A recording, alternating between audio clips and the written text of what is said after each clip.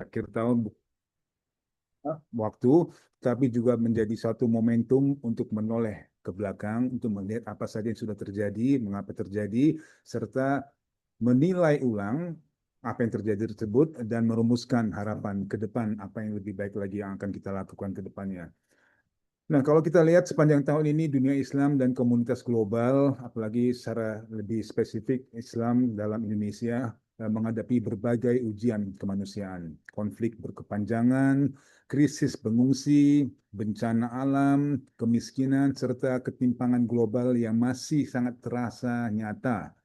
Peristiwa-peristiwa tersebut menguji sejauh mana solidaritas kemanusiaan benar-benar hadir, tidak hanya dalam wacana, tapi juga dalam tindakan nyata. Baik, sebenarnya Islam ini menyambung seperti yang tadi disampaikan oleh Kiai Kim tadi. Islam sesungguhnya telah meletakkan fondasi kuat bagi solidaritas kemanusiaan melalui nilai seperti rahmah, keadilan, ukhuwah insaniyah sesama manusia, dan tentunya tanggung jawab sosial. Nah, namun tantangan zaman menuntut kita untuk terus berintervensi cara berpikir dan cara bertindak bagaimana solidaritas itu dibangun lintas negara, lintas mazhab, lintas identitas, serta mampu menjawab kompleksitas dunia modern. Baik, ada dua narasumber yang sangat kompeten untuk membahas bagaimana apa yang sudah terjadi dan sedikit menilai apa yang terjadi dan juga melihat apa yang sebaiknya kita lakukan ke depan nanti. Sudah ada dua narasumber. Yang pertama izinkan saya sapa dulu. Tadi ada Profesor Dr. Ahmad Zain Sarnoto, MA, MPD, seorang guru besar dari PTKI. Assalamualaikum, ya Ustadz. Waalaikumsalam. Ini Bang, sehat Bang ya? Alhamdulillah Ustadz. Kita Ustadz, kalau Ustadz ingat kita terakhir ketemu itu Ustadz kasih tausiah waktu itu di malam 40 harinya wafatnya Pak Abdul Ayah Razak. Anda. Ya. Iya, Ingat. betul. Ya, baik. Lama sekarang juga ya. Masya Allah. Baik, nanti Ustadz akan menjelaskan kira-kira atau mungkin menilai dari kacamata Islam sepertinya Ya, apa ini terjadi dan bagaimana bisa memberi penilaian atau mungkin prediksi apa yang sebaiknya ke depan akan kita lakukan. ya, Para Ustadz ya, kita sapa ya, lagi. siap. Insya Allah, insya Allah. Kita sapa lagi sekarang narasumber kedua itu seorang Desi Fitriani, seorang sahabat lama saya ini. Waktu saya baru masuk Metro TV, Desi sudah ada di situ. Tapi Desi waktu itu mutasi dari Media Indonesia. Waktu itu kita masih sama-sama di Hukrim. Ya Desi ya. Nah, Desi, Iya, kenapa Desi diundang malam ini? Karena Desi itu bisa share ke kita. Sebenarnya di lapangan tuh apa yang terjadi. Desi itu bisa melihat di pelosok-pelosok, bahkan mungkin apa namanya umat Muslim di luar negeri ini sebenarnya kebutuhan apa yang mereka butuhkan. Secara politisi, bagaimana mereka diperlakukan oleh pemerintah. Tekanan-tekanan apa yang mereka dapatkan. Kebutuhan apa yang sebenarnya kita butuhkan. Nah, Desi itu bisa share ke kita. Jadi Desi bisa melihat nanti bagaimana kita mendapat wawasan lebih luas, mendapat insight sebenarnya yang terjadi di grassroots itu, di akar rumput itu apa sebenarnya yang terjadi dan mengapa bisa terjadi itu. Nah, Desi silakan share. Baik, kita langsung mulai kalau gitu Bapak Ibu sekalian. Saya kalau izinkan boleh share dulu ini tadi Desi ada share itu ya CV. Jadi supaya Desi tak kenal maka tak sayang Des katanya Des. Oke. Nah, ini bisa dilihat sebentar bagaimana.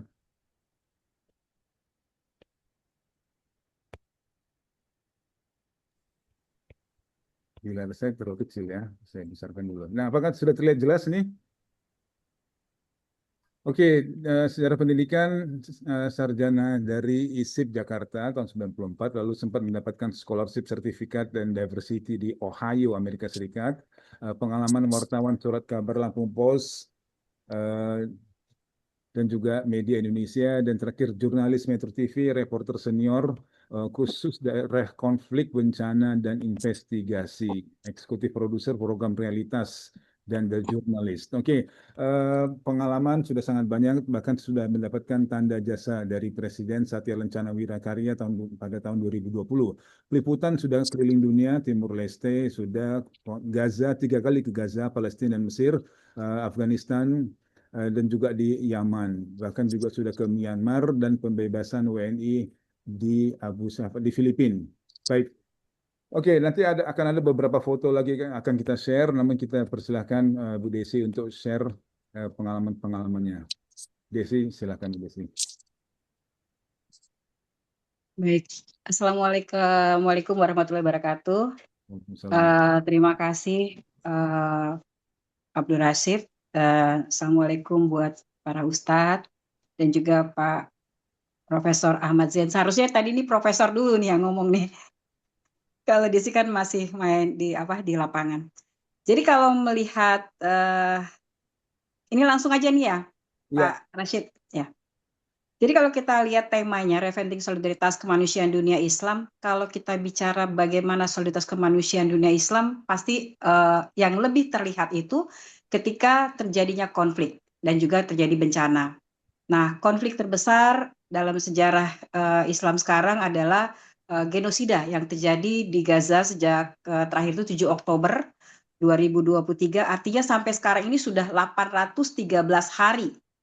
Nah, dari 813 hari itu korban jiwa dengan genosida yang dilakukan oleh Israel itu ada 71.266, itu data kesehatan pada tanggal 27 Desember kemarin dari Kementerian Kesehatan Gaza. Artinya kalau kita tarik dari garis lurusnya 71.266 dibagi 813 hari sejak genosida terjadi di Gaza, itu artinya satu hari itu 87 orang meninggal. Bayangkan bagaimana Gaza yang kecil itu masyarakatnya setiap hari berkurang. Nah, apa yang dilakukan kemanusiaan dunia? Ada satu pengalaman saya yang cukup menarik. Saya sudah alhamdulillah sudah 3 kali ke Gaza, 2001 konflik 2010, 2011 dan 2020. Nah, terakhir ini apa yang dilakukan oleh tim kemanusiaan dunia ini ternyata tidak hanya dari masyarakat muslim yang ikut untuk melihat bagaimana membantu dari masyarakat di Gaza, bagaimana membebaskan Masjidil Aqsa, bagaimana membuka perbatasan baik dari Rafah dan juga dari Yordania. Karena sampai sekarang walaupun bantuan kemanusiaan sudah masuk makanan, itu pun disortir dengan sedikit sekali yang bisa masuk. Sementara orang-orang atau tim sukarelawan yang masuk hanyalah tim dokter. Nah, dari tahun kemarin 2024 mungkin sebagian sudah mendengar bahwa dari tim kemanusiaan dunia dengan Freedom Flotilla itu ada sekitar 45 negara. Kalau dibilang kemanusiaan dunia Islam itu dilakukan oleh orang Islam, tapi apa yang terjadi? Yang terjadi adalah dari 350 orang kemarin yang ikut dalam misi Freedom Flotilla yang akan berangkat dengan naik kapal dari Turki rencananya dengan 2 kapal membawa bantuan kemanusiaan itu menuju Gaza, itu mayoritas adalah mereka yang beragama non-Muslim. Bahkan komandan dari Freedom Flotilla Coalition itu adalah Kolonel Mayor Enright. Itu adalah kolonel tentara Amerika yang dia desersi atau keluar, kemudian dia ikut bergabung sebagai tim kemanusiaan dunia Islam. Nah, bukan hanya Amerika, dari sekitar 40 negara itu ada dari Spanyol, dari Inggris, dan dari Kanada. Itu kan negara-negara sekutu Amerika sendiri yang membantu Israel. Dan tapi dia melakukan genosida di Gaza. Nah, waktu pertama dengan ada sekitar 350 orang, kami harus menunggu selama 1 bulan di Turki. Akhirnya tidak bisa berangkat karena Israel dengan berbagai triknya, kami masuk kapal harus keluar lagi, ketika dia harus periksa lagi karena dianggap menyelundupkan senjata, kita mau naik kapal lagi disuruh keluar lagi, terakhir bahwa kapal bendera itu dicabut oleh dari intelijennya Israel dari pelabuhan di Turki. Dan kemudian tim kemanusiaan dunia ternyata juga tidak diam. Mereka 21 orang ini yang non-Muslim semuanya itu berangkat dari Italia dengan kapal Madeleine. Kemudian mereka coba lagi 2 bulan kemudian dengan kapal Hamdallah. Dan kemarin mungkin semua juga ada tahu bahwa kemarin dengan Sumut Flotilla itu dari sama hampir 40-45 negara termasuk Indonesia juga ikut di situ. Itu mencoba untuk masuk ke Gaza, tetapi sayangnya sampai terakhir itu kapal yang paling dekat ada 80 mile sebelum memasuki perairan Gaza. Artinya masih di perairan internasional. Nah, dukungan solidaritas kemanusiaan dunia Islam itu bukan berarti bahwa yang diam itu tidak ada apa yang dilakukan itu hanya orang Islam saja, tetapi orang non-Muslim ternyata ikut dan prihatin, bahkan mereka menggalang bersama-sama untuk bisa membantu Gaza dan membebaskan Gaza daripada blokade Israel. Nah, pertanyaannya, kalau kita bicara solidaritas kemanusiaan dunia Islam, dari 195 negara di dunia ini, yang mayoritas ada negara Islam itu sekitar 51 53 negara. Kenapa? Kenapa 50 sampai 53 negara itu sampai sekarang tidak bisa menghentikan genosida di Gaza? Kenapa Israel yang hanya didukung oleh Amerika, Inggris dan Jerman itu masih menguasai. Bahkan kalau kita lihat berita minggu kemarin itu ada Amnesty Internasional Inggris itu dia menyerukan untuk menyetop kapal kargo itu Holger Gear, itu kapal perusahaan Jerman yang membawa 440 ton amunisi peledak rudal kebutuhan militer Zionis Israel. Dan ini ternyata sampai sekarang belum berhenti, kapal tersebut masih berada dari perairan dari India menuju ke Gaza. Jadi kalau kita bicara soal solidaritas kemanusiaan dunia, ya kita pasti akan bicara tentang konflik dan bencana.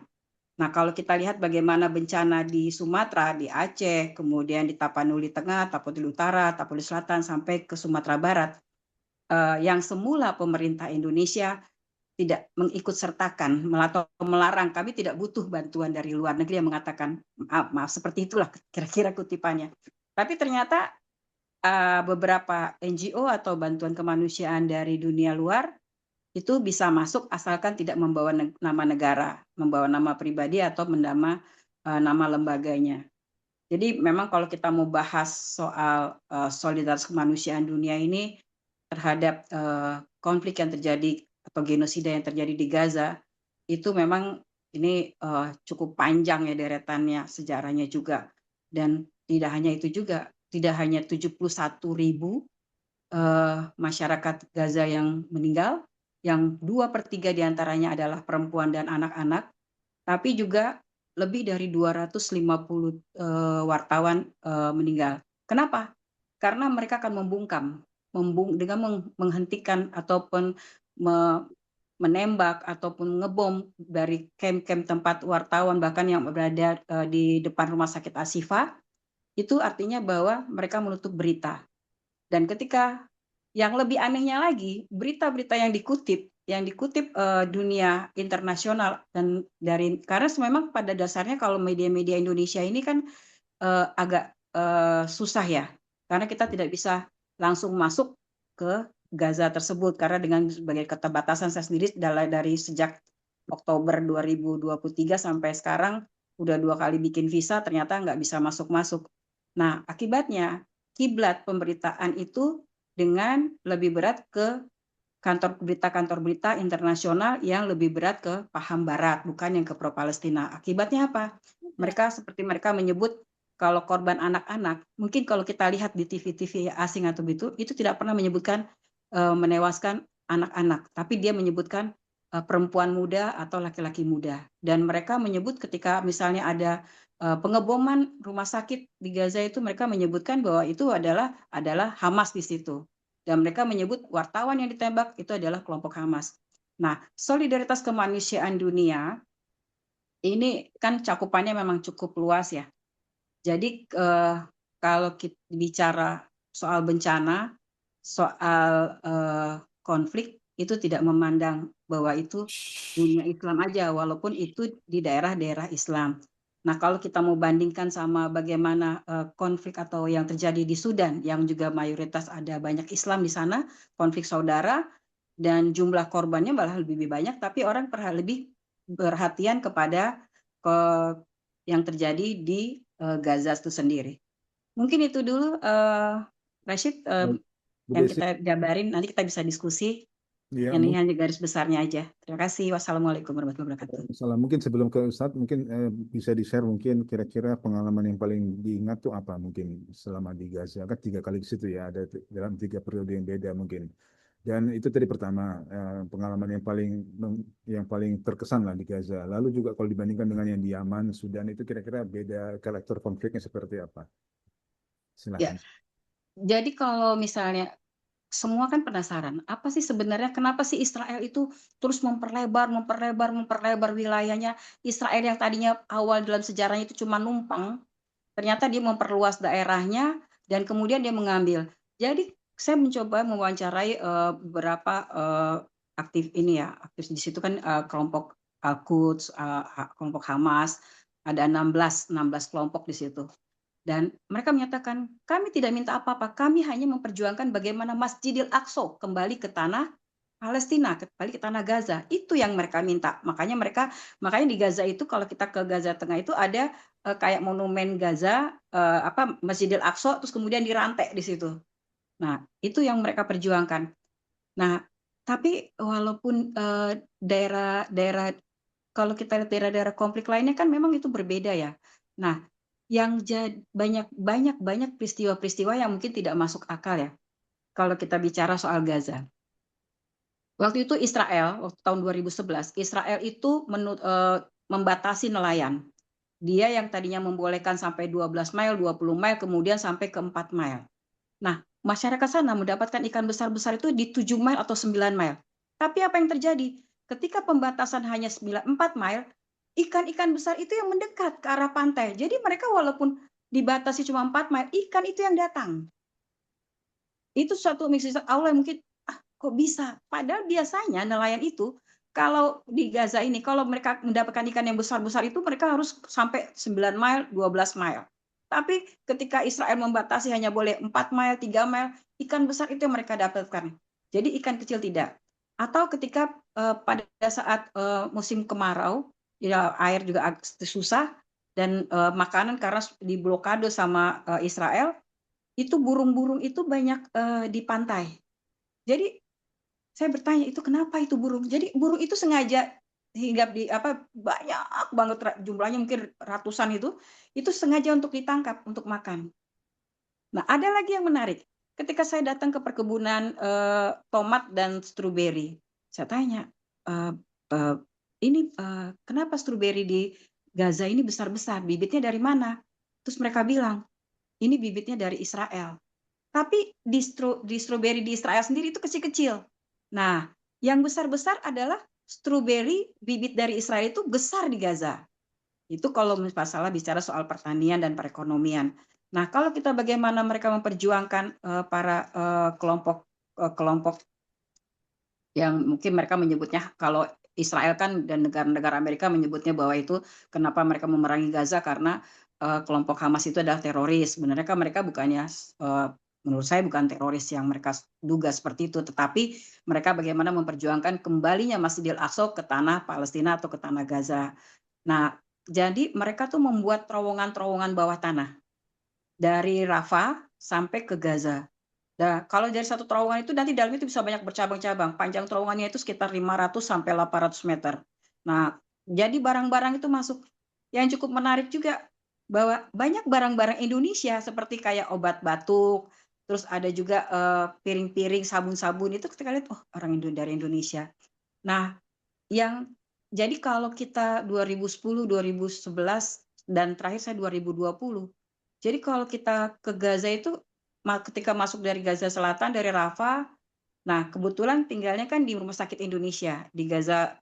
Nah ini terowongan bawah tanah dari Rafah ke ini perbatasan Rafah itu Al Aris masuk ke dalam ke Gaza. Nah dari sinilah makanan-makanan ini masuk dan ini termasuknya barang-barang dari Indonesia.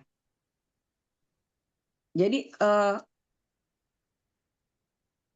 anak-anak kecil di sana itu mereka tuh sudah terbiasa. Kalau kita pertama kali datang ke situ lihat pesawat F-16 tanpa awak itu kayaknya gimana? Tapi tiap hari Bang udah selalu lalu lalang. Nah, batas antara Israel dan Gaza untuk di Gaza Utara itu kebanyakan hanya kebun atau kayak ladang-ladang terus dengan kawat-kawat itu biasa. Tapi ketika kita mendekat, itu nggak lama itu udah balon terbangnya mereka, pesawat 19 mereka tuh udah di atas kepala kita. Tinggal lari dari situ. Jadi kalau dibilang bahwa masyarakat yang ketika Israel dengan membombardir dengan roket-roketnya, dan ternyata kelompok dari Gaza sendiri juga membombardir kembali, dan mereka tuh bisa bikin loh, bisa bikin, saya datang ke bengkel itu, bisa bikin sendiri senjata-senjata itu.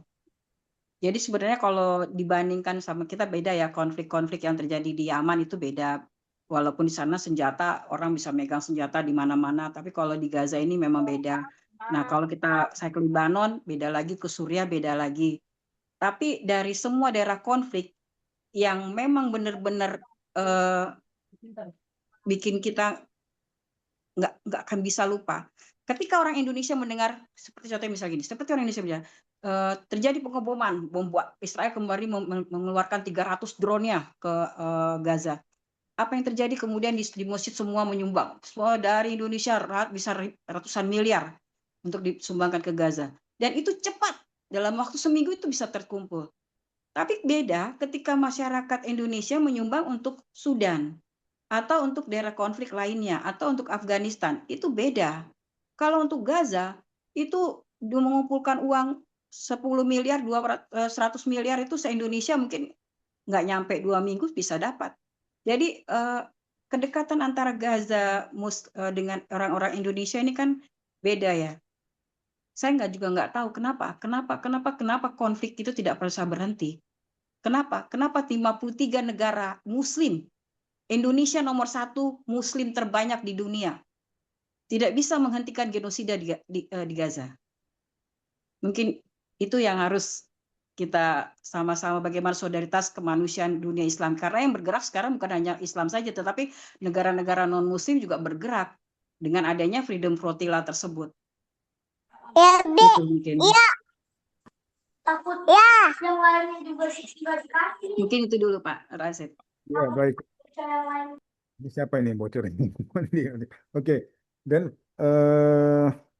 berarti Bu Desi pernah ketemu anggota Hamas, pernah ketemu para militan yang selalu disinyalir mereka adalah sebenarnya mereka kan bukan angkatan bersenjata yang resmi, mereka angkat dibilang militansi, dan mereka di quote and quote dikategori sebagai teroris. Nah, pada saat ketemu mereka sikap mereka seperti apa biasanya, Bu Des? Ya biasa seperti kita bicara sama mereka, wawancara apa sih sebenarnya misinya. Saya juga pernah wawancara dengan Ismail Haniah 2 kali, 2010, 2011, bahkan tapi kemarin 2020 itu hampir ketemu di Turki, tapi memang kondisi tidak memungkinkan karena memang itu sedang intelijen Israel itu sudah banyak di Turki waktu itu ya, jadi agak susah untuk ketemunya. Tapi ada beberapa teman yang bisa ketemu juga dari Aqsa Working Group. Nah, mereka hanya mempertahankan tanah mereka dan bagaimana Masjidil Aqsa kembali. Nah, ini wawancara saya dengan Ismail Haniah. Bagaimana Masjidil Aqsa bisa kembali ke tanah Palestina? Tidak minta yang lainnya, dan mereka karena ini kan itu kan tadinya wilayah Gaza, wilayah Palestina. Tapi Israel yang tadinya numpuk akhirnya memperlebar bahkan mengusir masyarakat Gaza yang tinggal di sekeliling kawasan Masjidil Aqsa. Nah, jadi tinggal Gaza Selatan, Gaza Tengah, dan Gaza Utara. Nah, ini mereka bom terus-terusan tiap hari. Nah, dengan adanya kemarin dalam perjalanan kapal sekarang 440 ton amunisi peledak itu untuk mesin perangnya untuk menghancurkan Gaza, itu mungkin kita harus waspada juga itu. Karena itu amunisi peledak, amunisi rudal, amunisi militer yang disiapkan Zionis Israel untuk menghancurkan Gaza. Nggak ada niat yang lainnya. Saya wawancara beberapa orang itu membebaskan Masjidil Aqsa untuk kembali ke tanah Palestina, kembali ke tanah Gaza. Karena masjid orang Islam ya perjuangan orang-orang Gaza ya itu. Jadi sama seperti itu. Mereka nggak bicara soal politik, nggak bicara yang lainnya atau yang ini. Nggak, sesederhana itu. Mengembalikan Masjidil Aqsa ke tanah Palestina. Itu Abdul Rashid. Bu Desi, tadi ada beberapa foto Pak Banu, kita bisa share nggak satu-satu fotonya, bisa sedikit diceritakan ya Bu Desi ya. Nah, ini foto di mana ini? Ini di Gaza Utara, Nah, ini berbagi dengan masyarakat di sana. Ini jaraknya hanya sekitar 2 kilo dari perbatasan antara Gaza Utara dengan Israel. Nah, di situ adalah camp ataupun komando pasukan Israel. Jadi ODS. hanya beraraskan seng 2 kilo dari sini, itu pakai seng itu udah camp pertahanannya Israel tuh. Jadi ini berbagi waktu itu, ini tahun 2020 ini. Berbagi sama-sama untuk masyarakat di situ. Ini Oh, gandum, sama-sama. biji-bijian ya. Ini dengan ya, ini masih dengan anak-anak. Jadi Ini kalau anak-anak kecil itu dengar, kalau kita kan dengar suara roket, dengar suara rudal, dengar F-16, itu dekat di atas kepala kita itu, mereka tuh udah biasa karena memang udah tiap hari. Jadi orang-orang di Gaza itu mereka lebih senang kalau mereka banyak anak. Kenapa? Karena mereka tahu konflik ini akan berkepanjangan. Jadi kalaupun mereka kehilangan satu anaknya saat berjihad atau pada saat kena serangan Israel, mereka masih punya anak-anak yang lainnya.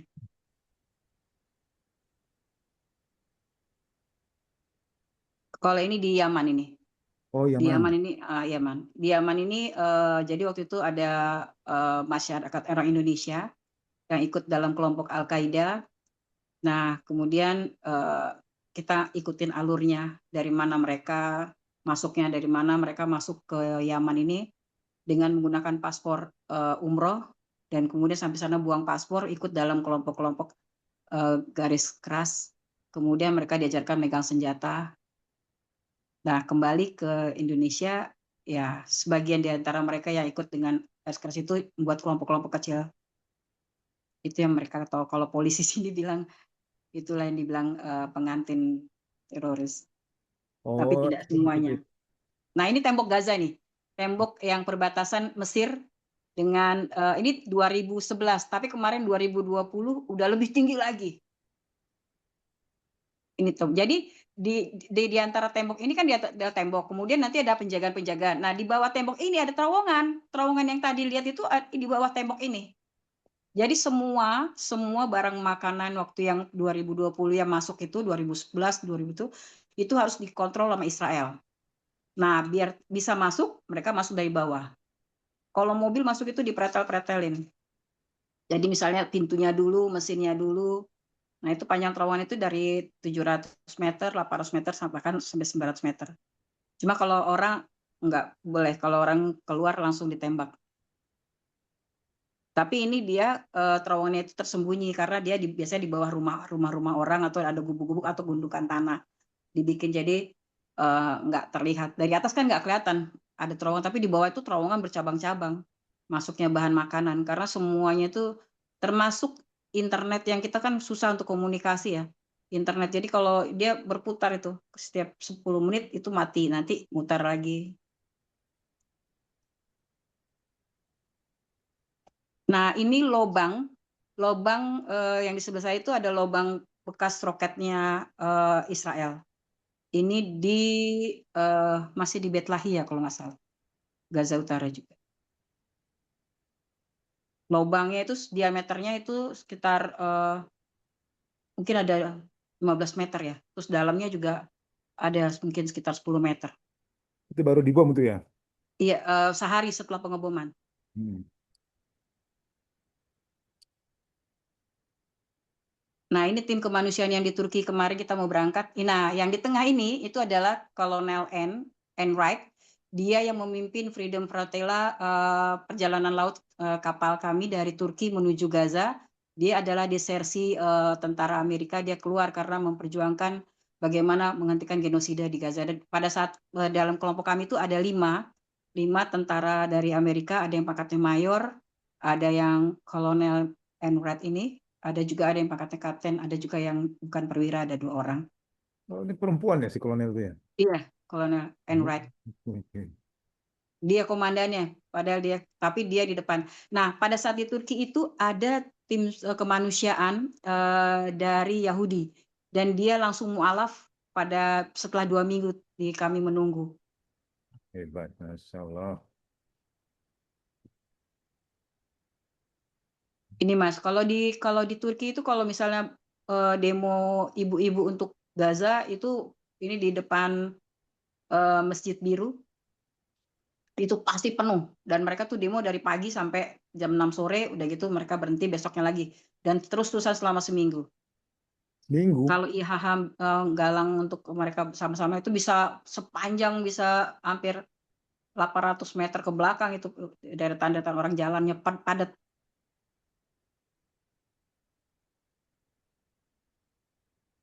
Nah, ini terowongan yang di bawah tadi kan ada di atasnya tembok nih. Nah, terowongannya ini. Ini tadinya besar, nanti dia kecil, nanti ada keluarnya lagi. Tapi ini kan di bawah ada atapnya tuh, ada rumah. Dari sinilah barang-barang itu masuk karena tidak bisa masuk lewat terowongan lewat penjagaan Israel di Rafah dan Yordania itu. Ada 5 pintu masuk, tapi yang sering dimasukin itu yang pintu masuk di Rafah.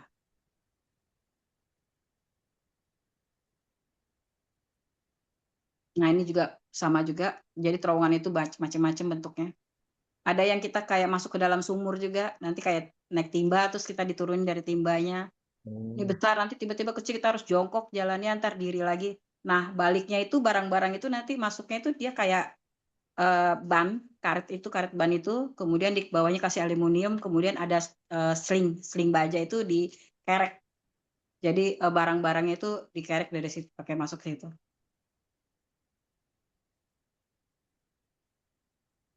Ini di Yaman ini. Ini Yaman.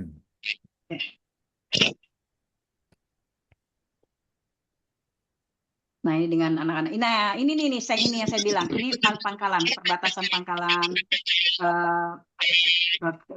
pertahanannya Israel, komandonya Israel. Jadi hanya batasan ini di Gaza Utara. Ini seng, di sebelahnya udah ini tempat pelatihan pertahanannya Israel. Jadi dekat sekali. Ini di Turki. Untuk bisa biar kami bisa berangkat, kalau kapal tidak bisa berangkat, tim Freedom Protela akhirnya demo sama-sama supaya Presiden menuntut untuk bisa membantu para aktivis kemanusiaan dunia bisa diberangkatkan dengan kapal menuju Gaza. Tapi tidak berhasil. Setelah sampai 1 bulan kami di situ menunggu, akhirnya kembali ke tanah air.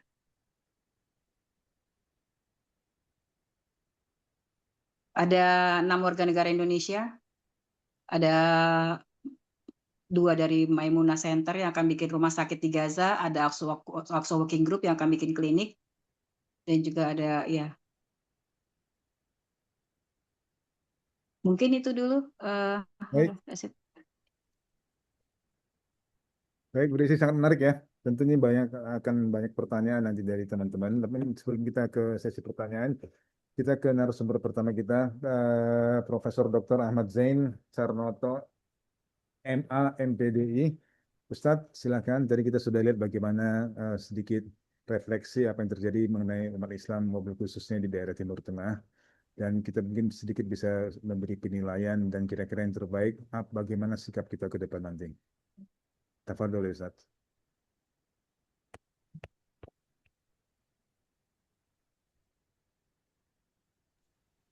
Baik, terima kasih Bang Rashid dan Bu Desti, Masya Allah, Bu Desi ya.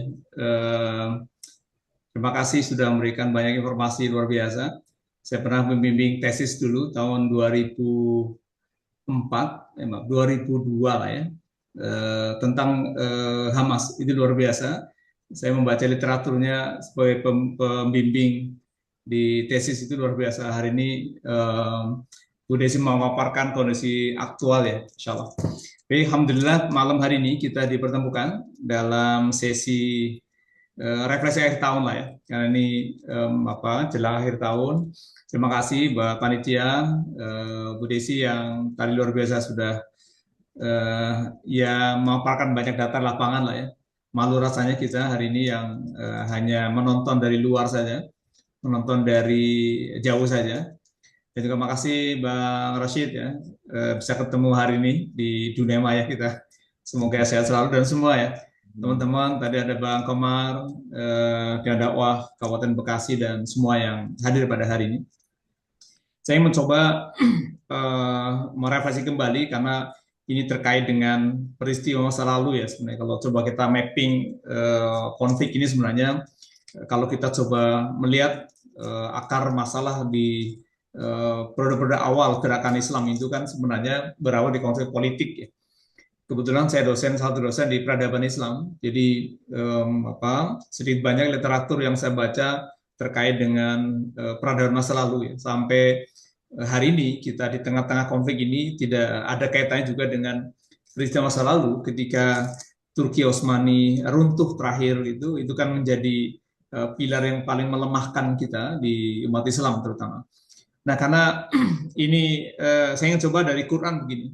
Kenapa sih hari ini, kalau tadi Pak Budesi, kenapa sih hari ini itu kok sulit sekali ya mempersatukan umat Islam yang mayoritas itu?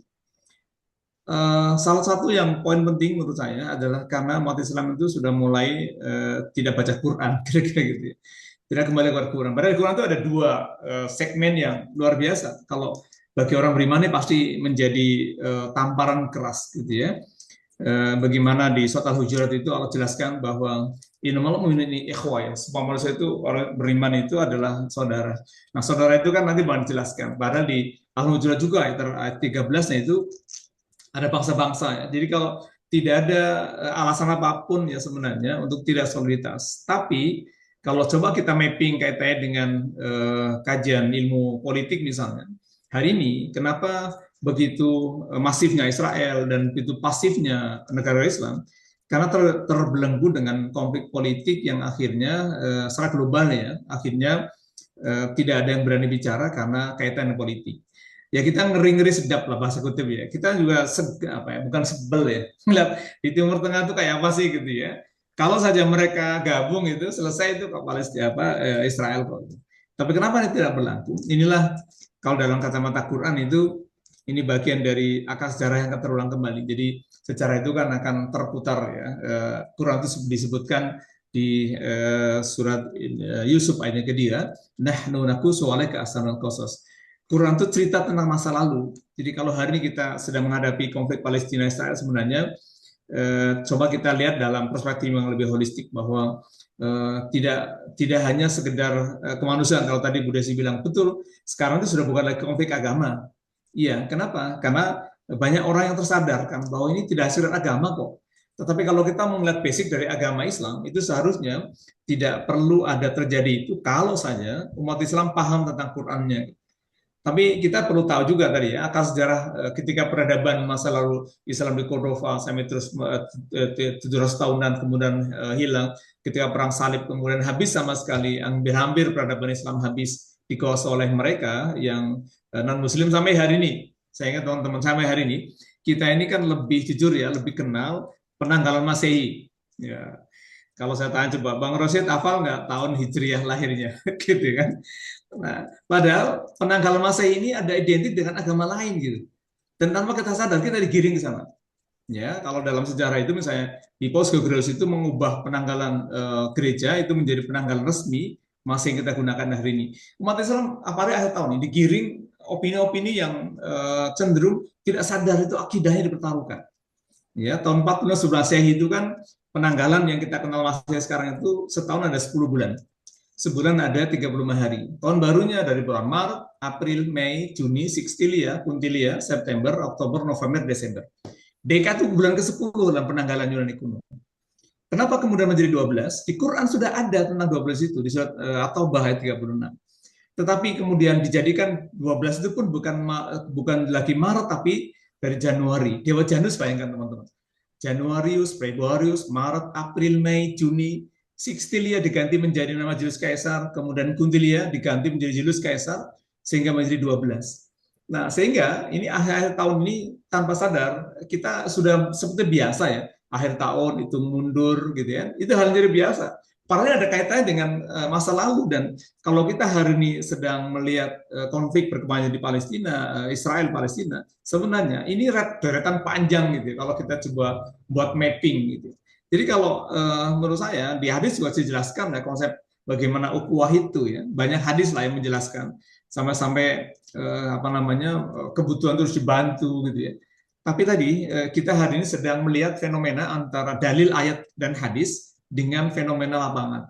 Rasanya Ada orang yang di luar Islam itu mereka justru malah tersentuh dengan itu. Kitab sucinya sudah bicara loh, basic sebagai basic apa namanya spiritual sudah ada. Lalu apa soalnya sebenarnya? Nah, gitu ya. Kalau menurut saya begini, kalau kita mau sadar sebenarnya problem hari ini, kalau coba ingin membangun minimal di kita lah ya, kalau ingin ada perubahan, kita terus bersuara terus bagaimana Palestina ini kita semua berisik di dunia sosial gitu ya, di mana-mana kami pun terus menggalang itu ya, ada dana dan semua kaitan itu karena hari ini ada kekuatan-kekuatan yang di luar kendali manusia biasa kira-kira ya. Nah, sebenarnya apa sih yang kalau coba kita apa namanya menyodorkan semacam solusi universal yang kalau ingin coba kita bangun. Ada 4 minimal yang perlu menjadi bahan renungan gitu ya. Pertama tentu kembali kepada Allah. Jadi kalau kita ingin coba menibina ilahi, kan kalau tadi sumber problem itu awalnya itu karena sudah mulai agama ditinggalkan, agamanya sebagai sebuah apa ya simbol gitu ya, agamanya simbol, mereka tidak lagi takut pada Tuhannya gitu, sehingga mereka melakukan kejahatan pun tidak apa ya tidak merasa bersalah. Bahkan tadi para pemimpin dunia Islam yang menggaungkan Islam saja itu juga nggak berani gitu. Ini juga di tauhid sebenarnya, itu juga di masalah bagaimana keimanan pada Allah Subhanahu wa taala sebagai sumber. Jadi kalau ingin mengarahkan perhatian sepenuhnya itu sebenarnya kan sumber kekuatan, sumber pemersatu, sumber apa kekuatan semua dari Allah Subhanahu wa taala. Maka pertama kembali kepada Allah. Yang kedua adalah pertakwaan yang kedua. Jadi sampai disebutkan dalam Quran itu di surat Al-Baqarah 197, bekal yang terbaik itu adalah ketakwaan gitu. Ini kan takwa jangan dipahami nilai agama, sholat, ibadah, tidak. Takwa itu nanti kita sebutkan ada beberapa ayat yang menggarisbawahi kenapa hari ini umat Islam itu memang harus kembali belajar mengulang, mereinforcement kembali bahwa Islam itu sudah samil loh, Islam itu sudah luar biasa itu, sudah punya basic keilmuan, basic tauhidiyah, basic naluri apa ada semua Islam itu. Jadi kalau jujur misalnya hanya Islam loh agama satu di dunia ini yang spektakuler gitu, yang semua ada. Bahkan kami kemarin baru diskusi di kampus dengan teman-teman mahasiswa S3 program tafsir kaitannya dengan bagaimana energi itu subhanallah. Ternyata Allah sudah buat itu kalau kita mapping di muka bumi ini itu luar biasa. Jadi kalau perebutan Palestina dan Israel itu hanya sebagian kecil sebenarnya dari anatomi problem di dunia ini. Nah tadi ya yang kedua bertakwa pada Allah Subhanahu Wa Taala. Ini kalau ingin kita semua bisa satu suara, ya, tapi nanti harus hati-hati. Jadi nanti kita hari kiamat itu semua bersatu gitu kan. Berarti udah mau kiamat nih kira-kira gitu. Nanti akan ada turun Imam Mahdi dan sebagainya. Walaupun masih perdebatan. Nah yang ketiga adalah menegakkan sholat. Bayangkan teman-teman ada ajaran yang hanya Islam yang ada. Itu tentang sholat berjamaah loh. Ya, kalau saja kita mengenang masa lalu bagaimana masa-masa perang, masa Nabi ya, ada perang Badar, perang Uhud, itu kan luar biasa. Coba kalau kita renungi, perang Badar itu kan perang yang tidak masuk akal gitu, bisa menang dalam kondisi Ramadan, kemudian pasukan musuh lebih 3 kali lipat lebih besar, tapi kenapa menang? Nah, ada asbabun nuzul ayat ini turun di surat Al-Anfal ini ke-11. Ini luar biasa. Kemenangan umat Islam saat itu karena Allah berikan ketenangan. Nu'as ya di surat Al-Anfal surat ke-8 ayat yang ke-11. Ini luar biasa. Bahkan sampai Allah turunkan hujan. Ini subhanallah ya kalau ini menjadi renungan bahwa sholat itu bagian dari barometernya sebenarnya ini menjadi pemersatu gitu. Bahkan dulu para sahabat kalau lagi luka di perang itu sholat dulu tuh mencabut panahnya sahabat Ali itu, bayangkan itu begitu indahnya.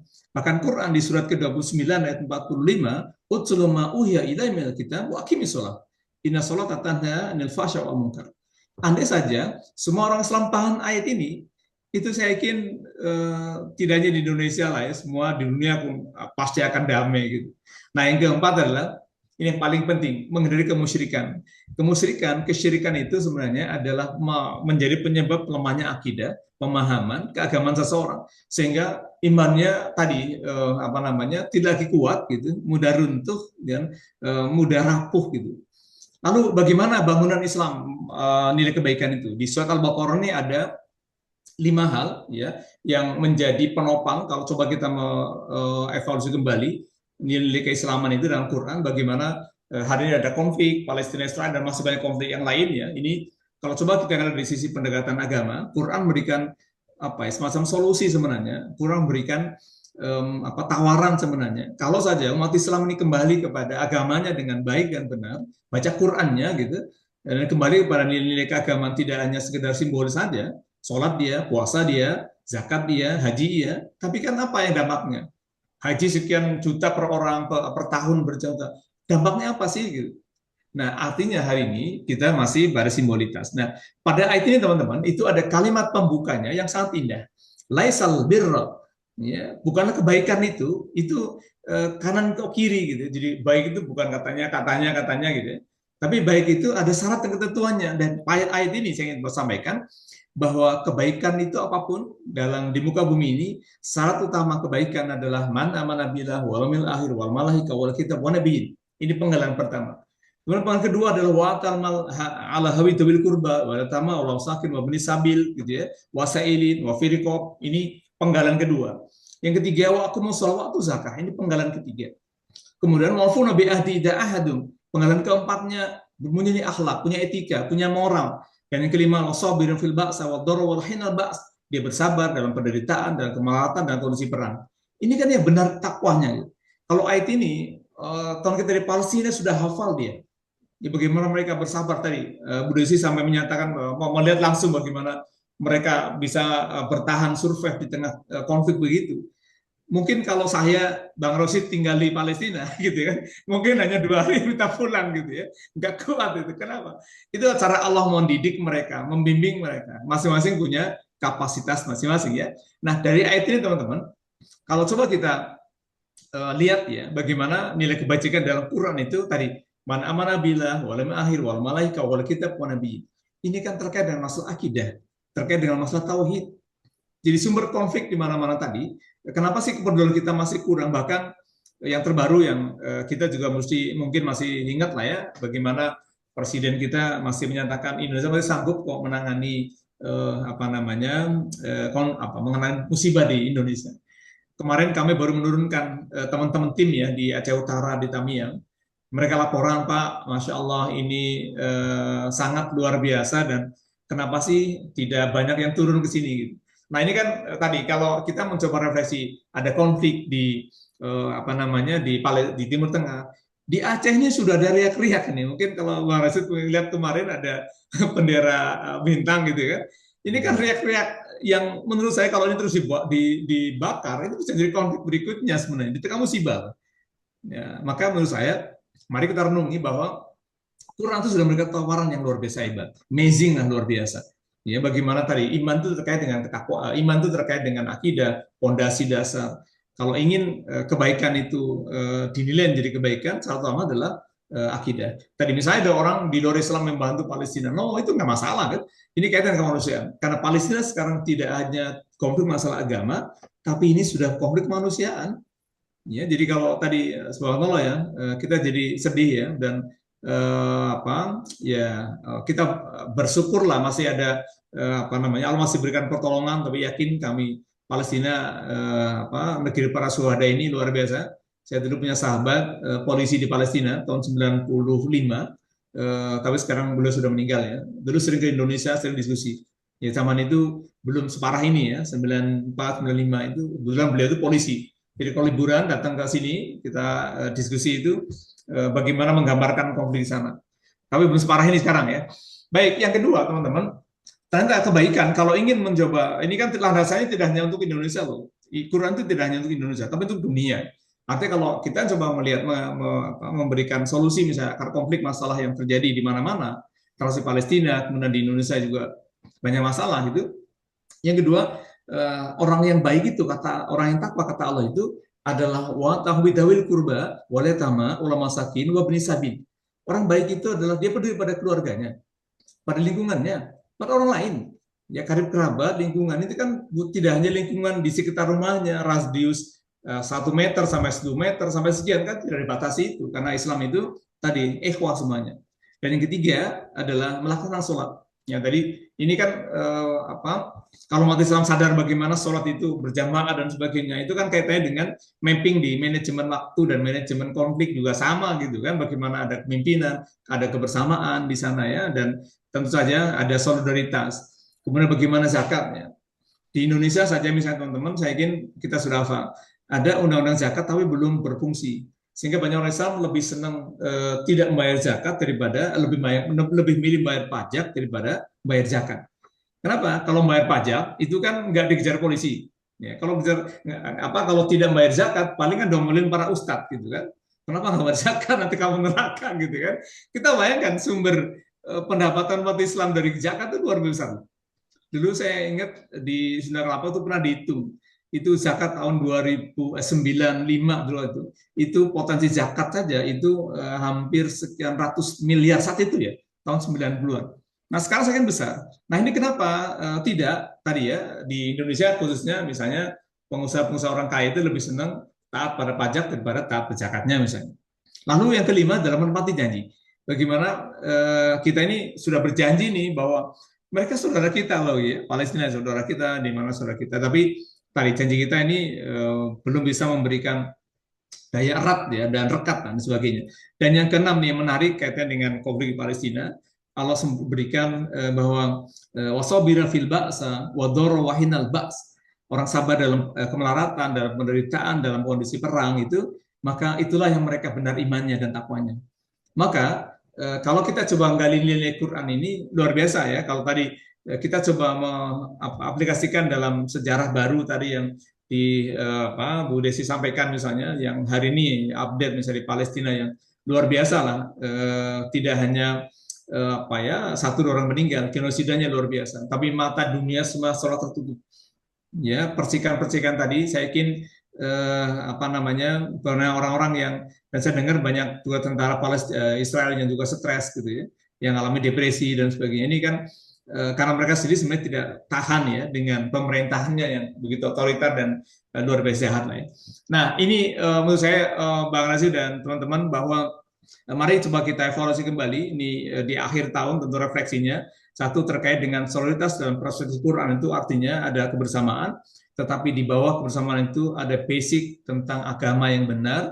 Di ayat ini ada 6M minimal gitu ya, memiliki akidah yang kuat, memiliki kepedulian, mencegah dari perbuatan tidak baik, memperpersaudaraan karena zakat itu, kemudian memiliki akhlak yang baik dan memiliki kemampuan menjaga emosi, sabar dan sebagainya. Inilah sebenarnya basic dari nilai Quran, nilai keagamaan yang perlu dibangun dalam rangka untuk mencapai sebuah kesadaran tingkat tinggi lah ya di tengah konflik.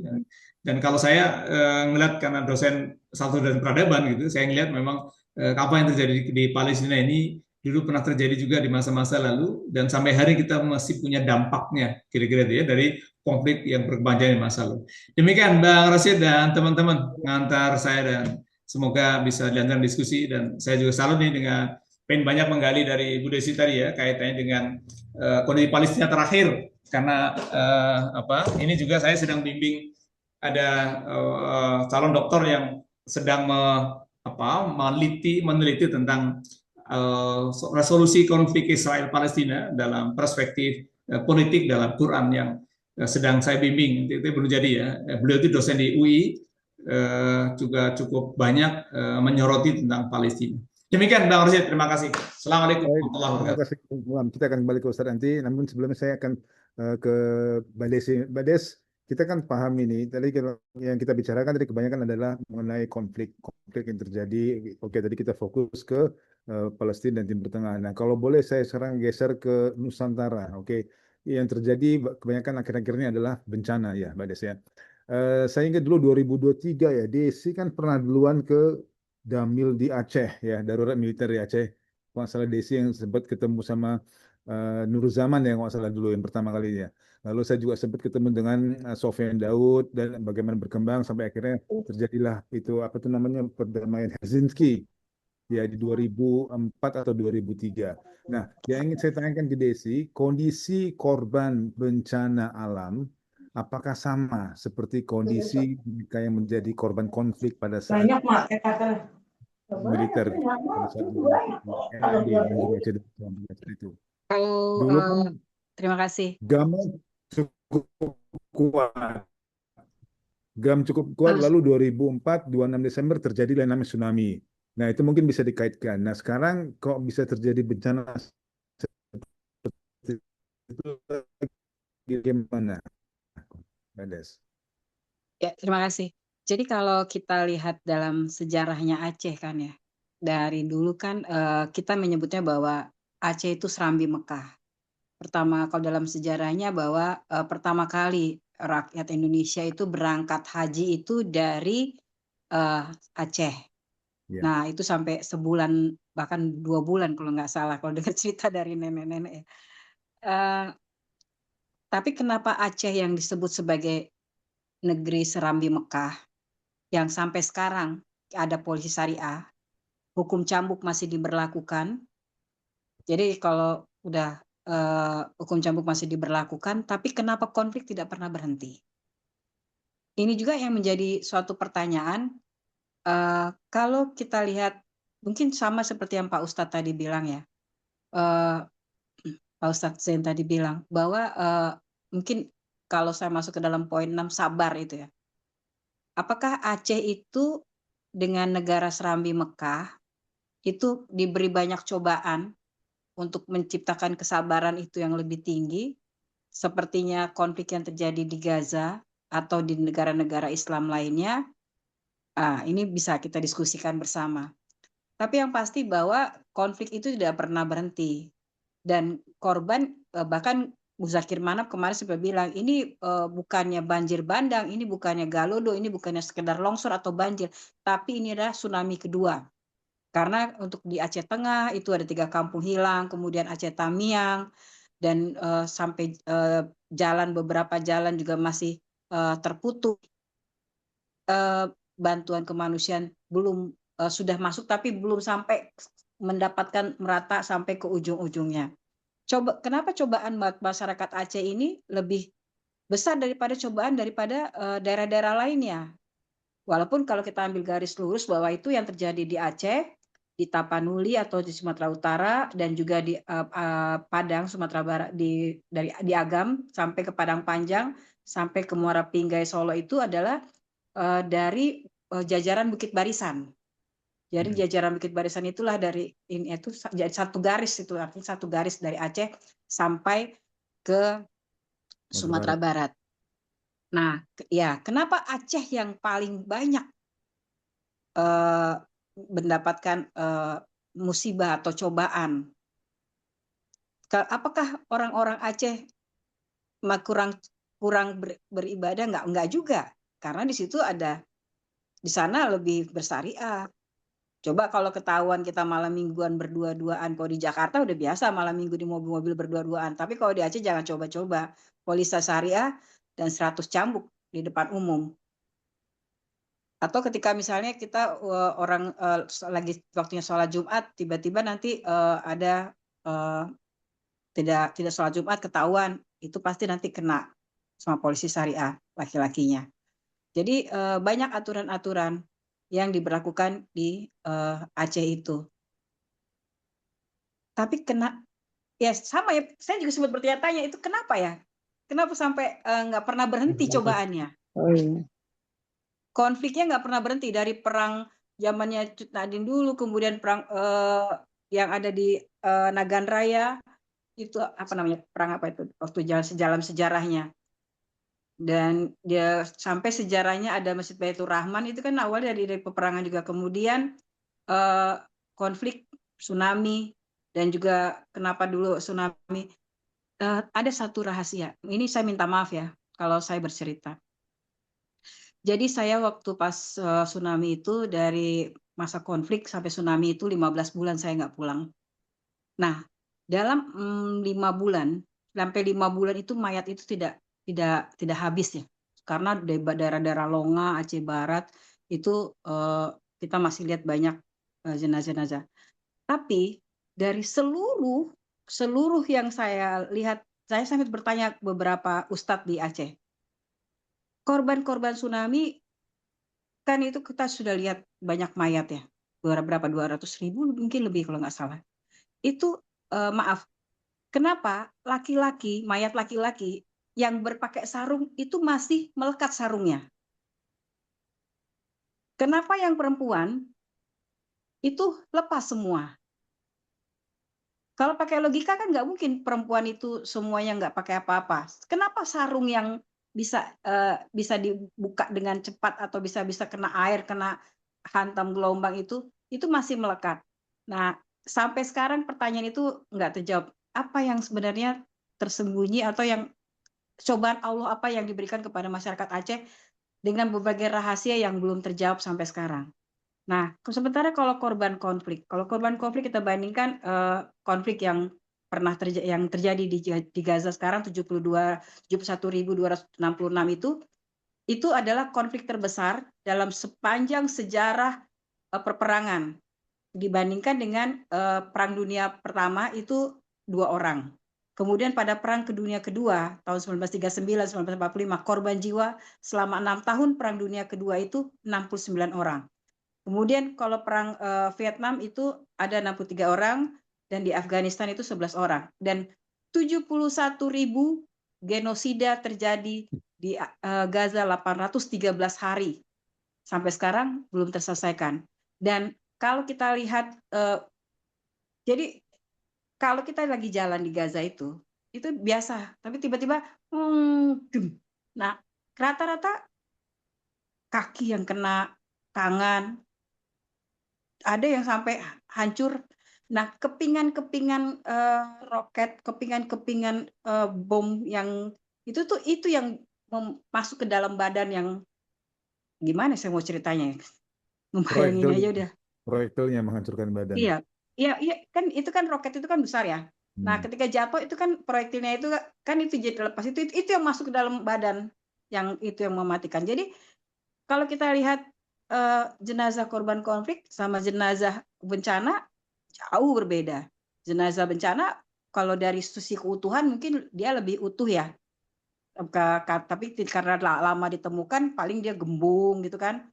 Jadi ini kalau yang waktu sampai 4 bulan itu udah penuh dengan belatung-belatung segala macam. Nah, kalau dari segi jenazah pasti berbeda antara korban bencana dengan korban konflik. Nah, kalau konflik itu pasti patah tangan, tulang langsung meninggal di tempat. Nah, kemudian kalau bencana ini juga banyak meninggal di tempat.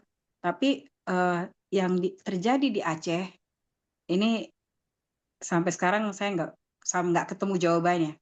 Mungkin Ustadz mungkin bisa berbagi. Kenapa? Kenapa mayat perempuan di Aceh itu pada saat tsunami 2004 ya. Kenapa lebih banyak yang tidak berbusana, tidak sama sekali, lepas semuanya. Kenapa laki-laki masih pakai kain sarung, ada masih pakai celana pendek? Kenapa perempuan tidak? Lebih banyak yang tidak ada. Mungkin padahal itu negeri serambi Mekah. Itu bisa mungkin Pak Ustadz Ahmad Zain mungkin bisa bantu. Kenapa? Mohon dibantu Ustaz Zain. Tadi pertanyaan pertama itu adalah bagaimana kok ini yang namanya Serambi Mekah kan menjadi simbol bahwa sangat Islaminya Indonesia itu ada di Aceh. Tapi sampai sekarang kenyataannya Aceh terus yang kena konflik berat. Dulu ada DOM, lalu ada darurat militer, tsunami, nah sekarang kena bencana alam lagi. Nah kira-kira di mana letak pertanyaannya ini? Dan yang pertanyaan berikutnya tadi adalah bagaimana tadi korban dari tsunami itu kalau misalnya berjenis kelamin laki-laki masih tertutup auratnya dengan sarung yang dipakai. Padahal kan sewajarnya sarung itu sangat mudah terlepas. Tarik dikit ya pasti lepas sarungnya. Nah sementara jenazah perempuan, mohon maaf, kebanyakan terlepas auratnya bahkan terbuka semuanya. Nah mungkin bisa dibantu dijawab Ustaz. Silahkan. Ya, saya ingat 2004 itu ada Prof. Bambang Pranowo ya, beliau mantan Direktur Haji, itu sedang kami diskusi di kelas. Kata dia, ada anak buahnya Lia Eden datang ke dia. Kata dia, Pak Bambang, nanti di Aceh itu akan ada bencana besar. Itu ketika beliau sedang hajatan pada tanggal 20 Desember. Itu hajatannya. Nah, Bu Liaden katanya sudah wanti-wanti, nanti di Aceh akan ada bencana besar itu. Dan ketika terjadi itu tanggal 26 setelah malamnya ada Natal. Nah, tentu banyak spekulasi yang muncul ya. Tetapi kalau dari sisi Islam sebenarnya di surat Muhammad, surat ke-47 ayat 31, musibah yang menimpa itu untuk menguji tiga hal. Pertama, hatta na'lamal mujahidin minkum, menguji kadar keimanan. Yang kedua, wasobirin, menguji kadar kesabaran. Dan yang ketiga adalah wal akhbarukum, menguji kadar etika, akhlak, moral dalam menghadapi masalah, dalam menghadapi musibah itu. Maka Aceh walaupun sering Mekah itu belakangan kan sudah mulai ya. Kalau teman-teman lihat Snowbogronya itu berhasil melumpuhkan Aceh, Indonesia dengan Aceh terakhir. Itu kan dengan konsep dalam politik Islam dengan istilah teori resepsi. Ya, jauhkan Islam dari Quran, jauhkan Islam dari negara, dekatkan Islam dengan adat istiadat. Snowgronya seorang misionaris yang masuk Islam dengan mengubah nama, tetapi meninggal dalam kondisi Katolik, dan orang Indonesia pertama yang mengunjungi adalah Pak Ridwan Saidi.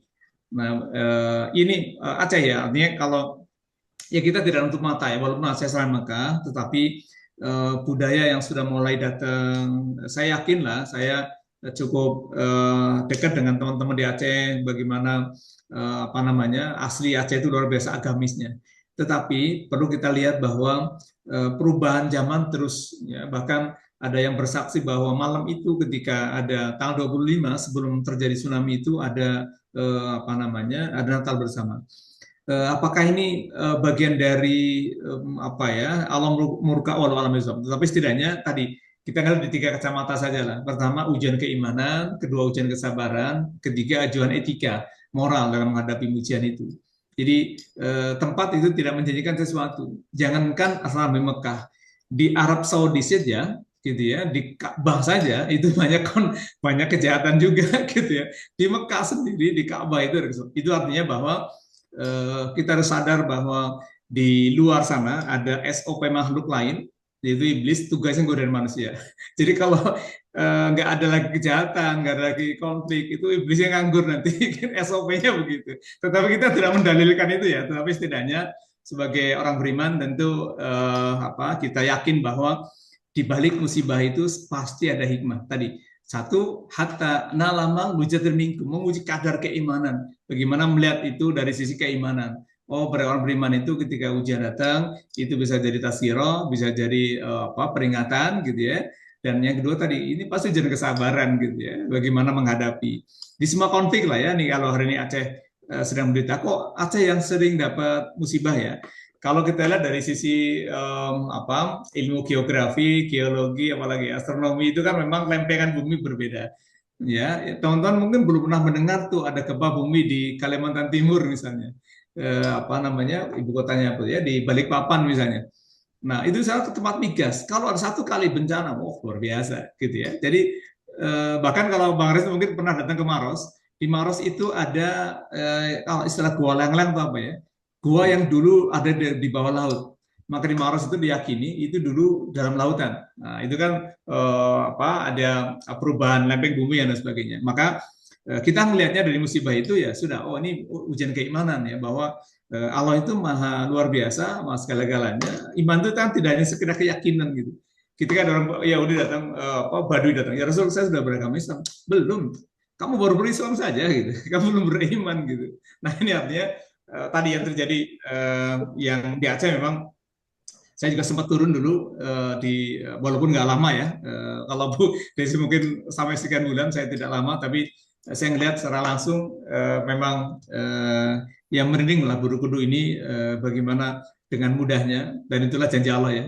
Ida zulzilzala sangat mudah gitu ya. Demikian ya, tambahan sedikit. Baik, baik, baik. Terima kasih. Baik, Bapak Ibu, pastinya ada ingin menyampaikan pertanyaan, silakan. Izinkan saya bacakan dulu dari chat yang dipertanyakan tadi. Dari Kia Dahlan menanyakan, Assalamualaikum, izin bertanya, tarbiyah apa yang kita dapatkan dan implementasikan dari peristiwa genosida di Palestina, serta bagaimana menguatkan ukhuwah di antara umat Islam saat ini? Ustaz Zain mungkin bisa bantu dulu, Ustaz Zain, untuk pertanyaan yang ini mengenai tarbiyah, pendidikan apa yang bisa kita dapatkan? Oke. Baik. Nah, apa yang bisa kita ambil dari kasus genosida? Teman-teman gini, ketika Khalifah Abu Bakar menjelang wafat, maka kemudian beliau membuatlah semacam teori politik yang kemudian memilih Umar bin Khattab sebagai khalifah. Dan masa khalifah itu memilihlah yang dikenal dalam istilah politik Islam itu alul hadi wal aqdi. Beliau memberikan ke MPDPR itu, dan dari situlah mulai sumber konflik ya. Kemudian panjang luar biasa sampai kemudian bunuh-bunuhan. Mungkin pernah mendengar bagaimana dulu ada perang Siffin, perang Jamal di antara sahabat Nabi. Bayangkan perang Siffin itu terjadi Bukit Siffin itu antara sahabat Ali dengan Muawiyah. Sahabat Nabi, ini gemblengan Nabi, sahabat utama dan calon penghuni surga karena mereka Ahlul Badar. Kemudian perang Jamal, bagaimana konflik terjadi antara sahabat Ali dengan mertua sendiri istri Nabi. Maka kita melihatnya tarbiyah ini dari sisi pendidik politik sebenarnya, bahwa sumber konflik yang terjadi awalnya dari politik, termasuk dalam Islam. Tadi sampai nanti begitu sahabat Ali belum lama berkuasa, tidak semua Muawiyah tidak mengakui, kemudian sampai beliau mengubah dari khilafah menjadi monarki. So, semua kalau dalam sejarah Islam itu pernah terjadi pertumpahan darah yang konflik yang luar biasa. Maka buat kita pembelajarannya, ketika Nabi Adam alaihissalam sudah tinggal di sorga, digambarkan dalam surat ke-20 misalnya, ayat 17 sampai dengan 22, bagaimana Nabi Adam itu dalam teori psikologi namanya kebutuhan Maslow, hierarki Maslow. Yang kita kenal adalah kebutuhan pangan, sandang, dan papan. Nabi Adam sudah kasih tahu sama Allah, dan di sini kamu jangan sampai kamu keluar di sorga ya. Dia ada musuh nyata. Jangan sampai kamu keluar surga, karena di sana sudah kamu tidak akan kelaparan, kamu tidak akan telanjang, kamu tidak akan kepanasan. Lapar adalah kebutuhan pangan, tidak pakaian kebutuhan sandang, kemudian kepanasan kebutuhan papan. Teori ini kemudian dalam psikologi dengan istilah hierarki Maslow. Orang kejarkan itu sebenarnya. Kenapa sampai bunuh-bunuhan? Maka pelajaran yang paling penting buat kita adalah mari belajar ternyata hati yang bersih itu yang paling utama gitu. Bahwa kenapa terjadi konflik itu awalnya kan politik gitu. Tapi bayangkan teman-teman, ini sejarah terjadi kan. Ada perang Siffin, perang Jamal, dan masih perang-perang lain. Kalau perang Siffin dan perang Jamal, ini kan yang dilakukan, dialami oleh para sahabat utama Nabi. Apa yang salah dengan itu? Mereka cari ancaman surga gitu. Ya, bagaimana Umar dibunuh, bagaimana Utsman juga dibunuh, sahabat Ali pun dibunuh. Ini juga konflik masa lalu. Dan kalau hari ini kita berkonflik dengan orang luar, Islam pernah punya masa lalu kelam, itu konflik antara internal juga malah. Dan ini subhanallah banyak hadis menjelaskan membunuh yang salam itu sama-sama masuk neraka. Bagaimana konflik itu muncul? Nah, dari istilah mulai muncul perdebatan-perdebatan panjang. Maka pelajaran genosida ini menyatakan bahwa mari kita kembali tadi di surat Al-Hujurat itu kan kita ini para saudara ya. Jadi mari bangun solidaritas, bahwa di surat Al-Baqarah tadi ada 6 minimal pondasi dasar membangun kebaikan itu. Yang pertama harus dikuatkan akidahnya, yang kedua dibangun kepeduliannya, yang ketiga adalah diperbaiki sholatnya, yang keempatnya adalah diperbaiki zakatnya untuk solidaritas, kemudian yang kelima punya akhlak, punya etika, moral yang baik, yang keenam adalah bersabar. Ya, jadi 6 hierarki tadi kan sebenarnya kalau kita coba jabarkan kasus genosida ini pelajaran tarbiyahnya tadi, pelajarannya adalah karena ternyata umat Islam itu belum kembali kepada Quran sebagai pijakannya. Padahal di Quran nih, misalnya di surat ke-10 ayat 57 ada 4 fungsi Quran dalam kehidupan kita. Pertama sebagai mau'izah, bahan pelajaran. Yang kedua sebagai syifa, 5 sudur, penyembuh dari penyakit yang ada dalam jiwa. Ketiga sebagai hudan, petunjuk. Keempat sebagai rahmat. Nah, bayangkan kalau umat Islam semua mengkaji Quran, saya yakin tadi akan banyak ya, pelajaran genosida masa lalu juga pernah terjadi. Oh, berarti ada masalah apa yang terjadi? Berarti akar persoalannya ada pada masalah akidah ternyata. Iman yang berkonflik ya, iman yang kurang mantap itu iman yang digambarkan di surat Ibrahim itu gini. Ada analogi iman dengan pohon. Ya, mungkin Bang Rosid pernah ikut psikotes. Ada ayat begini. Alam taro kaifa darabal masalan kalimatun thayyibah. Kalian merenung nggak sih, berpikir nggak sih? Allah berikan perumpamaan kalimat yang baik seperti pohon yang baik. Nah, pohon yang baik itu asluha sabit wa huwa fis sama. Pohon yang baik itu dia memiliki akar yang kuat dan daunnya menjulang ke langit. Tapi pohon yang buruk itu adalah kalimatun khabisat, syajar khabisat. Pohon yang buruk itu pohon yang kelihatan subur tapi akarnya tercabut. Sehingga kalau dalam psikologi itu mudah stres, mudah runtuh, mudah jatuh dan sebagainya. Nah, jadi mari kita kaji Quran agar pelajaran yang terjadi genosida itu, karena kalau kita baca bagaimana kaum Yahudi masa lalu itu ada terjadi gitu ya, kita jadi sadar oh ternyata keberingasan mereka memang sudah ada watak itu ya, dari masa lalu sudah ada. Apa pelajaran itu kemudian apa yang harus kita ambil dan membangun ukhuwah tadi? Maka mari sama-sama kita mengkaji kembali Quran agar kita sadar bahwa kita punya saudara, kita bangun ukhuwah tadi. Pokoknya 6 pijakan lah ya, kalau yang tadi saya sebutkan misalnya di surat Al-Baqarah 177, ini kalau dikaji tentu akan makin luas bagaimana pijakan membangun ukhuwah Islamiyah. Tentu saja dalam modalnya tadi ada berakidah yang benar, berbuat baik pada keluarga dan lingkungannya, kemudian beribadah dengan baik, ya sholat dan zakatnya dengan baik, kemudian berakhlak dan tadi bersabar dalam menghadapi masalah ya, tidak melampiaskan hal negatif. Demikian pengantar saya. Terima kasih. Terima kasih, jazakallah. Baik, Mbak Desi, ini tadi ada pertanyaan atau mungkin ada sharing ini sebenarnya dari Pak Aziz Abdul Aziz ini ya. Tadi mengatakan bahwa yang perlu diperhatikan itu adalah sisi kemanusiaannya juga, daripada hanya melihat fokus bagaimana konflik bisa terjadi atau mungkin konflik agama. Baik, tapi yang menarik di sini adalah titik-titik solidaritas pada kasus penyelesaian Palestina, maka perlu dipahami dulu peta geopolitik. Oke, itu Palestina. Nah, mengenai Aceh tadi Pak Aziz juga menyampaikan, sedangkan pada isu kemanusiaan bencana di Aceh, solidaritas kemanusiaan juga relatif tinggi. Negara-negara luar siap kirim bantuan pada bencana di Aceh, Sumut, Sumbar, namun negara kan membatasinya. Mbak Desi, ini kembali ke Mbak Desi, pengalaman teman-teman kita yang di sana itu bagaimana Mbak Des? Kan bahkan ada reporter CNN ya yang sempat di cut beritanya, sempat ditutup beritanya, bahkan sempat ada hoax yang menyatakan bahwa dikeluarkan dari CNN, bahkan dipanggil aparat. Nah, kemanusiaan bencana di Sumatera.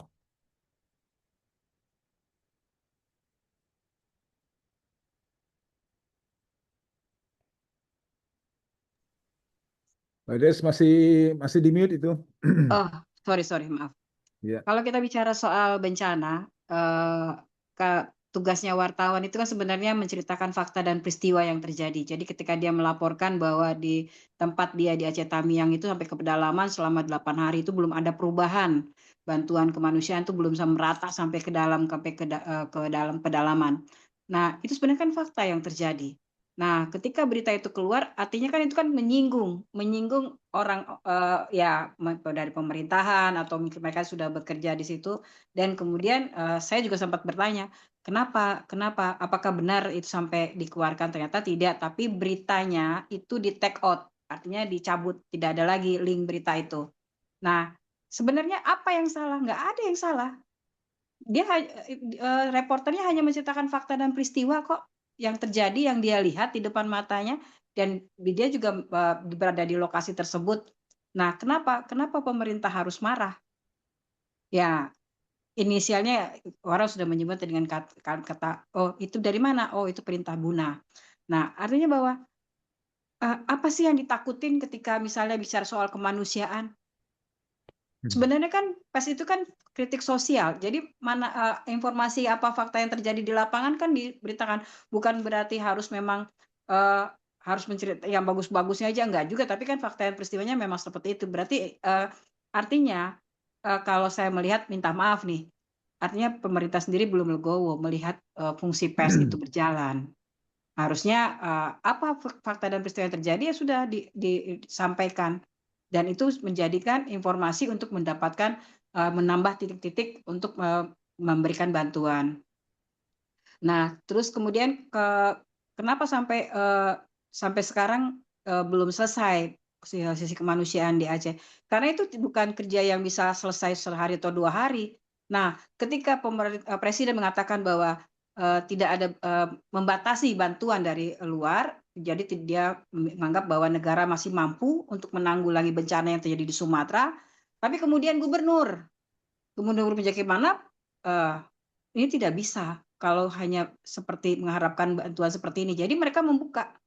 Tapi akhirnya kemudian pemerintah dengan jumpa pers mengatakan bahwa boleh, tapi tidak membawa nama negara. Bantuan kemanusiaan boleh datang. Makanya banyak media sosial kemudian atau apa netizen ataupun influencer itu masuk dari Malaysia, dari negara-negara lainnya, dan mereka membawa nama pribadi bukan membawa nama negara, akhirnya sampai sekarang masih berlanjut. Nah, ini yang pertanyaannya satu lagi saya mau jawab juga nih ya. Isu konflik Palestina Israel itu bukan konflik agama, saya setuju sekali. Kenapa? Tapi apakah ini bisa diterapkan di Indonesia? Tidak. Kenapa saya bilang tidak? Waktu dari bulan Oktober, 7 Oktober 2023 sampai 2024 sampai awal 2025, kita lihat di media sosial di Indonesia apa yang terjadi? Mereka menganggap bahwa perang antara Israel dengan Gaza, genosida yang terjadi di Gaza itu adalah perang Islam dengan Kristen. Itu yang ada di image anak-anak muda sekarang. Padahal kan bukan sekedar itu. Saya sudah wawancarai beberapa dari kelompok Hamas dan juga dari Barikade Al-Quds, dari Al-Qassam, dan beberapa masyarakat sana. Mereka hanya memperjuangkan bagaimana Masjidil Aqsa. Bagaimana Masjidil Aqsa kembali ke tanah Palestina. Mereka sekarang dan orang-orang yang Gaza yang ada di Palestina kan tergusur. Bahkan dalam berita 2 hari terakhir ini, mereka dirobohkan rumahnya, belahan pertaniannya dihancurkan semuanya, karena mereka masih berada di perbatasan itu. Nah, yang kita tahu itu memang bukan konflik agama, tetapi karena di Gaza sendiri, tadi pagi saya baca beritanya bahwa gereja yang ada di Gaza itu dibom sama Israel pada malam Natal. Nah, tapi karena di Gaza kan Islam, mayoritas memang Islam, tapi ada juga orang Kristen. Bahkan Paus juga memberikan doa waktu itu ketika beberapa gereja juga dibom sama Israel. Nah, tetapi yang ada dalam image minta maaf dari orang-orang yang ada, anak-anak muda ketika lihat kita medsos, ini perang antara Islam dengan Kristen. Nah, bagaimana caranya? Bagaimana caranya untuk menjelaskan kepada anak-anak muda dengan medsosnya itu bahwa ini bukan perang agama, tapi ini masalah kemanusiaan, ini masalah genosida yang sudah terjadi 813 hari atau 3 tahun 3 bulan, yang sampai saat ini sudah 71.000. Bahkan gencatan senjata yang sudah diberlakukan sejak 11 Oktober 2025 sampai hari ini, itu Israel sudah melakukan pelanggaran 738 kali pelanggaran dan 414 orang meninggal. Bagaimana gencatan senjata, tapi masih ada pengeboman dan masih ada yang meninggal. Ini kan kenapa kok PBB nggak bisa? Walaupun kalau kita lihat sidang-sidang PBB bahwa beberapa negara hentikan genosida, kami mendukung Gaza, kami membuka bahwa dari 195 negara, 2 negara yang masih dalam lawatan itu ada termasuk dalam Palestina. Sampai kenapa belum diini sama PBB? Kenapa dalam setiap rapat-rapat sidang PBB mereka banyak yang mendukung untuk menghentikan genosida? Dan kenapa pemimpin dari Freedom Flotilla itu adalah desersi tentara Amerika, kolonel N? Dan kenapa orang Kristen yang berdiri di depan ketika melakukan pelayaran dari Tunisia, dari Italia, dari Spanyol, dari Turki untuk membebaskan Gaza atau membuka blokade Gaza dan membawa bahan bantuan. Nah, ini kan jadi pemikiran kita bersama. Artinya bahwa orang Islam itu tidak sendiri ketika bicara kemanusiaan untuk membantu masyarakat di Gaza. Dan ketika Aceh dan juga Sumatera Barat dan Tapanuli yang mayoritas juga Kristen itu tidak sendiri. Banyak orang ingin membantu, banyak kok bantuan-bantuan asing mau masuk, tapi kan akhirnya disortir. Mungkin itu ya. Baik, Mbak Des.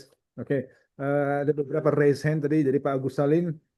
Pak Agus Salim, Assalamualaikum. Silakan Pak Agus Salim.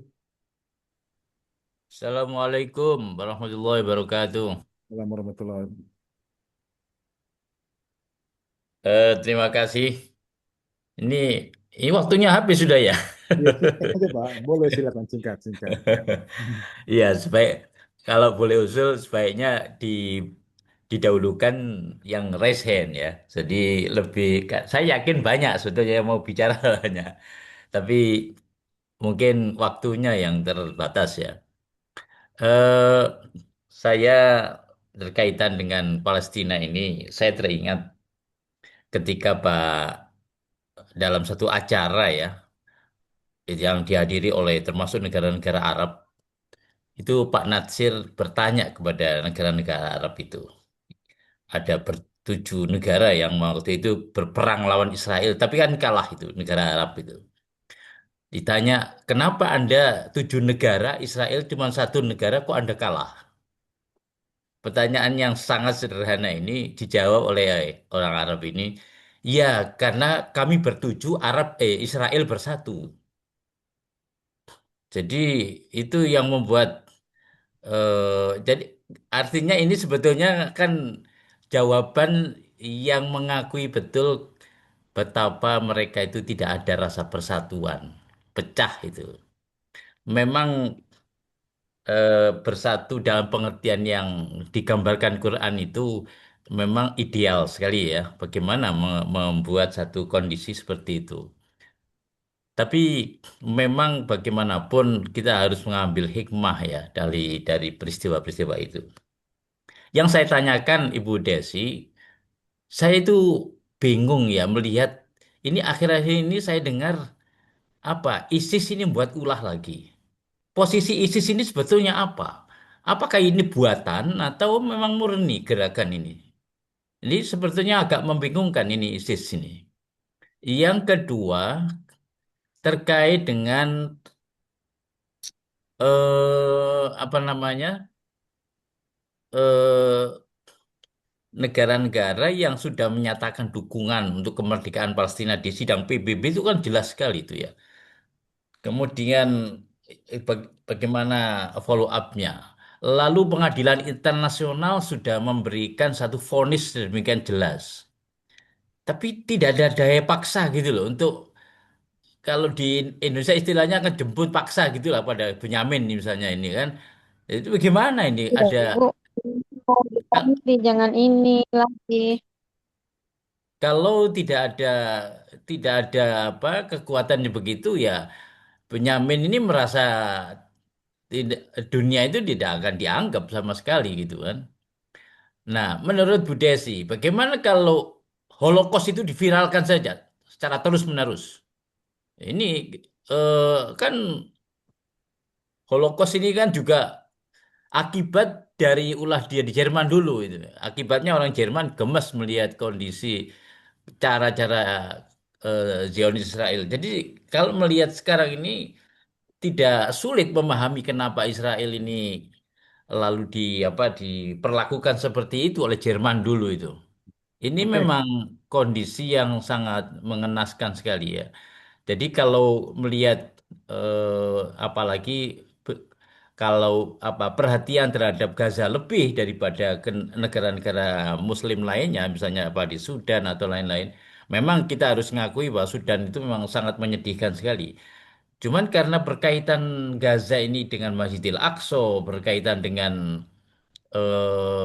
kekejaman Israel yang sedemikian rupa di depan mata kayak gitu, lalu dibela habis-habisan oleh Amerika, ini kan menyedihkan sekali itu kan. Jadi saya bisa memahami kalau perhatian masih tersisa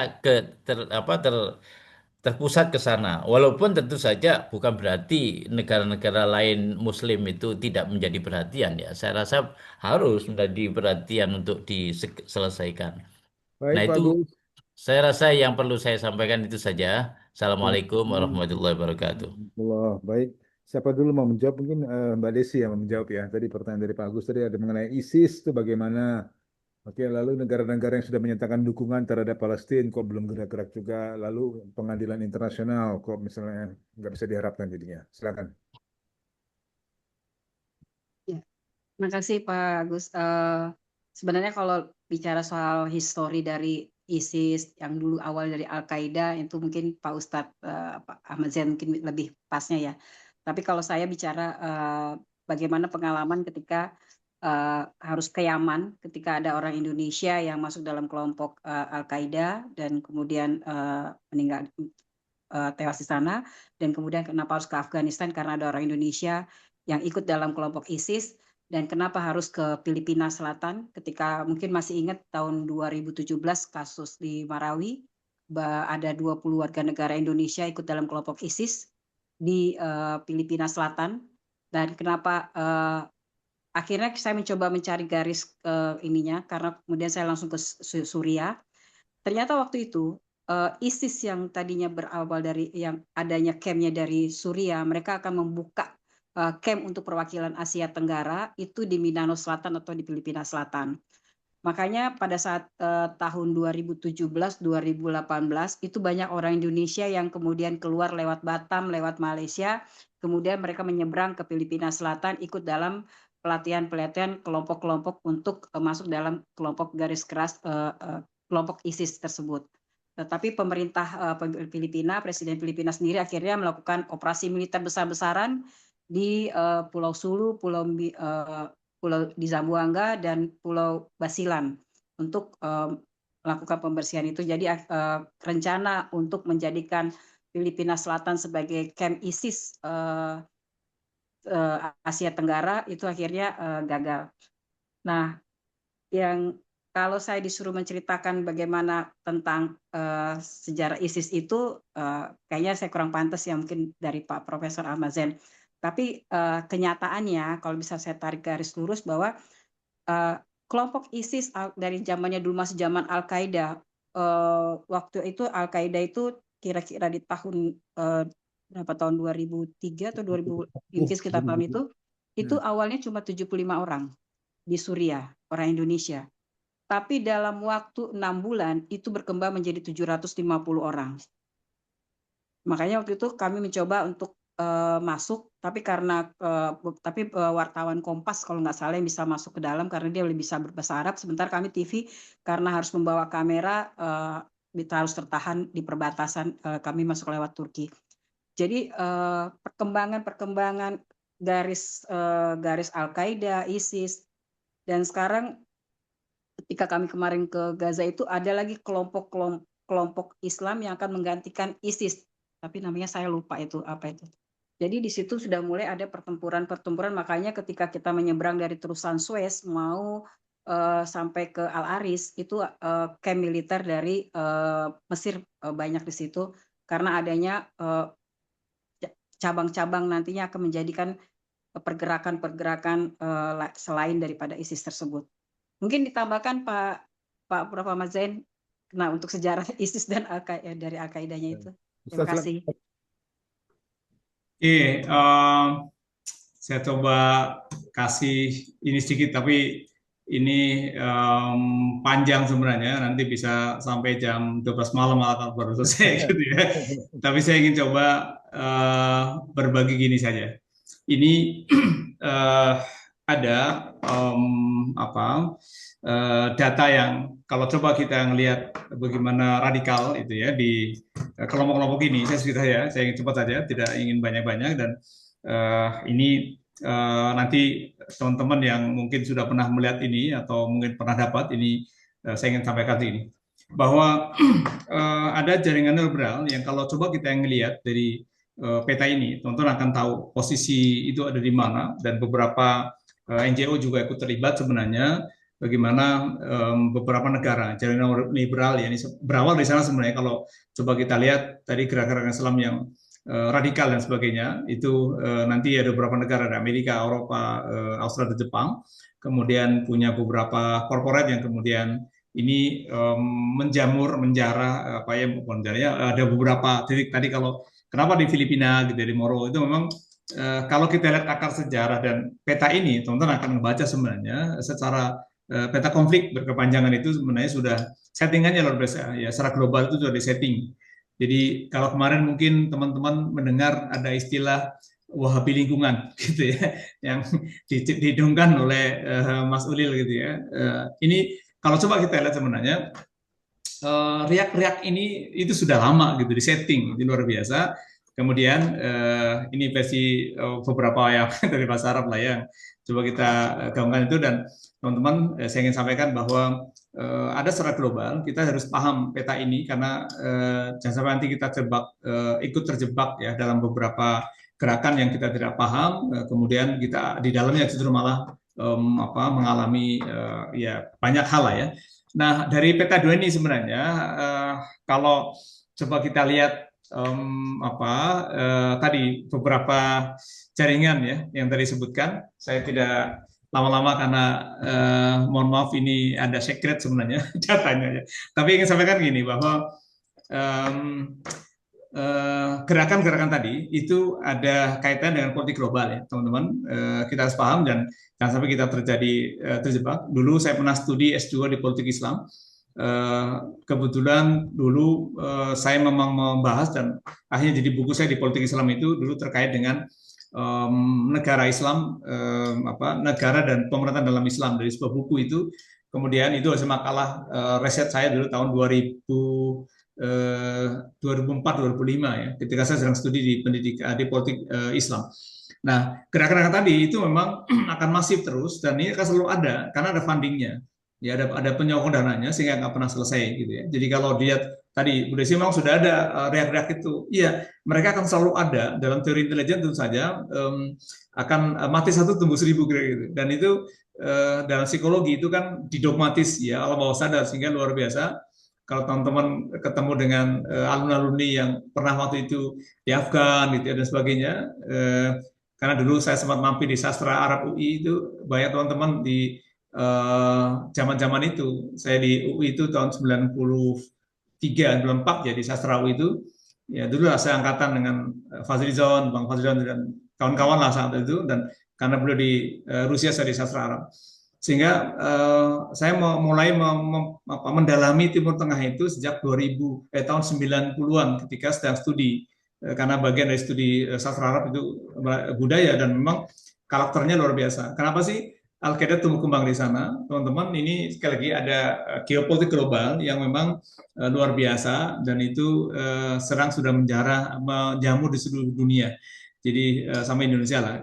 Mungkin kita selesaikan dulu itulah. Saya tidak berpanjangan tentang Al-Qaeda itu. Ini sensitif dan sensitif. Saya ingin coba tadi ada pertanyaan misalnya Bu Rianti ya terkait istilah hubud dunia. Ada hadis dalam melihat Imam Abu Dawud itu. Hadis ini sahih. Bahwa Rasulullah pernah suatu hari berdialog dengan para sahabat dan sahabat dialognya itu memang tadi hadis ini kemudian muncul ya dari cinta dunia ya.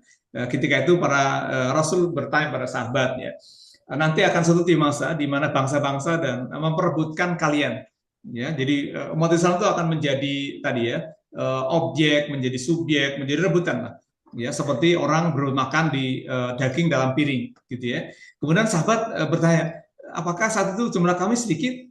Ya Rasul, kata Rasul, oh enggak, bahkan pada saat itu jumlah kalian banyak, tetapi kalian seperti buih dalam lautan. Ya, kenapa demikian? Ini kata Rasul, karena hubud dunya wa karahatul maut, cinta dunia dan takut mati. Betul Bang Bu, menjadi salah satu tadi karena akidah lemah, maka akhirnya cinta dunia dan takut mati. Sehingga kalau dikaitkan dengan tadi negara-negara Timur Tengah pun hampir tidak peduli. Ya, kalau saya dengar pernah gini, ada hadis ini saya sedang teliti kesohihan di sini. Ada yang menceritakan bahwa nanti di akhir zaman itu ada bekas istana-istana raja yang nanti Dajjal masuk ke situ. Dan sekarang itu sedang dibangun. Ya, kalau teman-teman lihat di Timur Tengah, di Saudi itu ada bangunan itu raja yang di hadis itu di bukit-bukit istana peninggalan raja. Jadi Dajjal itu tidak bisa masuk tanah haram. Di luar tanah haram itu ada bekas istana yang sekarang sudah dibangun. Ya, jadi konflik fitnah itu tidak akan pernah selesai. Ya, fitnah konflik dan sebagainya tidak akan pernah selesai, tapi kita ada di dalamnya, maka kita harus menjaga diri dan mau berhati-hati. Ya, maka terus belajar, literasinya diperbanyak agar kita tidak gagal paham dan salah mengambil sikap. Kira-kira begitulah ya. Jadi intinya tadi berarti betul cinta dunia takut mati itu menjadi sumber utama kenapa kita lemah gitu ya, sehingga akhirnya orang lebih memilih jalan aman dan jalan damai. Maka tadi apa disebutkan oleh hadis Nabi dari Abu Daud, hadis ini sahih, itu kata Rasul nanti kita akan diberebutkan seperti orang berebut makanan di piring, ya. Bukan karena sedikit jumlahnya, tapi karena tadi nilai Islam sudah berkurang sehingga akhirnya kita menjadi bahan mainan. Demikian Pak Rasid ya, Masya Allah, syukur. Terima kasih ya, Pak Zain. Baik, mungkin ini ada tanggapan terakhir dari Pak Abdul Wahid. Pak Abdul Wahid, silakan dengan sangat singkat, Pak Abdul Wahid ya.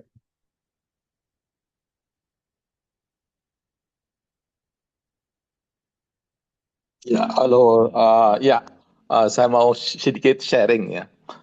Tentu saya sharing sebagai sebagai Ya pertama saya sebagai konjen di Jeddah, saya kebetulan 6 tahun di Timur Tengah, 2,5 tahun konjen di Jeddah, kemudian duta besar di Qatar 3,5 tahun, 6 tahun, dan saya sering masuk ke Libanon ya, juga ke Israel ya, bahkan 1,5 tahun yang lalu saya masih sempat ke sana, yaitu ketemu dengan tokoh-tokoh ya, dan dulu waktu di Jordan saya juga pernah jumpa dengan Sheikh Ahmad Yasin, pendiri Hamas ya. Jadi saya menggarisbawahi dari Ustadz Zain ya tentang global politics itu ya. Jadi memang Samuel Huntington itu membuat satu ramalan ya sebagai advisor dari George Bush senior waktu itu, bahwa nanti dunia ini akan muncul dua kekuatan, yaitu Islam dan Barat. Nah, gitu loh. Tadinya banyak kekuatan-kekuatan itu, yaitu kekuatan peradaban, kebudayaan. Tapi yang lain itu nanti akan runtuh semua, tinggal dua kekuatan. Nah, itulah terjadi satu benturan ya. Dan itu nanti siapa yang menang? Nah, ini tentu ini mereka yang khawatir Barat itu hegemoni dan dominasinya akan tergeser oleh Islam. Nah, yang menarik dari Hamas ini adalah suatu inovasi ya. Ya, selama ini kan seperti diceritakan tadi oleh Mbak Desi dan juga yang lain itu, dalam perang itu selalu kalah gitu loh. Ya, dikeroyok oleh 7 negara. Nah, tapi sekarang ini ada sesuatu yang menarik ya. Sejak inovasi yang dipelopori oleh Hamas, Harokah Muqawamah Didal Isti'mar yaitu karena dia punya satu inovasi, yaitu inovasi tentang ideologi Hamas. Ideologi Hamas itu dia mengembangkan konsep hubul hayat wal maut ya. Jadi kalau selama ini kita ada hubud dunya wa karahatul maut, maka Hamas itu memang mendidik pengikutnya itu sebagai cinta mati dan cinta kehidupan ini. Dan ini memang yang kemudian ternyata berhasil dikembangkan, baik itu di Afghanistan yang dipraktikkan oleh Taliban ya, kemudian di Hizbullah di Lebanon ya, dan kemudian di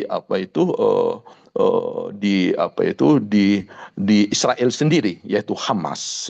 Hamas ini memiliki kemiripan gitu.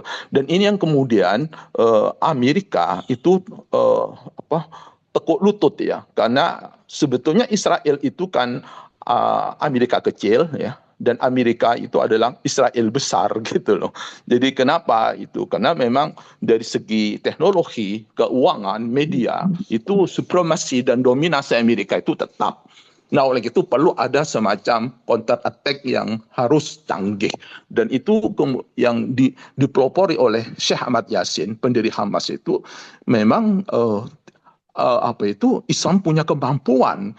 Memang kita dari sisi physical power ya, karena sebetulnya dalam pertarungan itu kan power. Nah, power itu sekarang ada yang dua, ada yang sifatnya physical, ada yang metaphysical. Nah, Hamas ini unggul di metaphysical ini ya, yang sifatnya soft power. Dan kalau dihitung dalam kalkulasi strategi militer, sebetulnya Hamas ini penuh dengan misteri. Pada tingkat battle ya mungkin kalah ya, tapi pada tingkat dunia itu sekarang bisa merubah pandangan. Bahkan di domestik Amerika sendiri maupun di Israel itu terjadi divided, perpecahan, sehingga mereka mulai bersimpati kepada Hamas. Karena apa? Kepada Gaza itu. Karena ini suatu yang tidak masuk akal. Bagaimana sub-state yang negara yang bukan negara itu dikeroyok,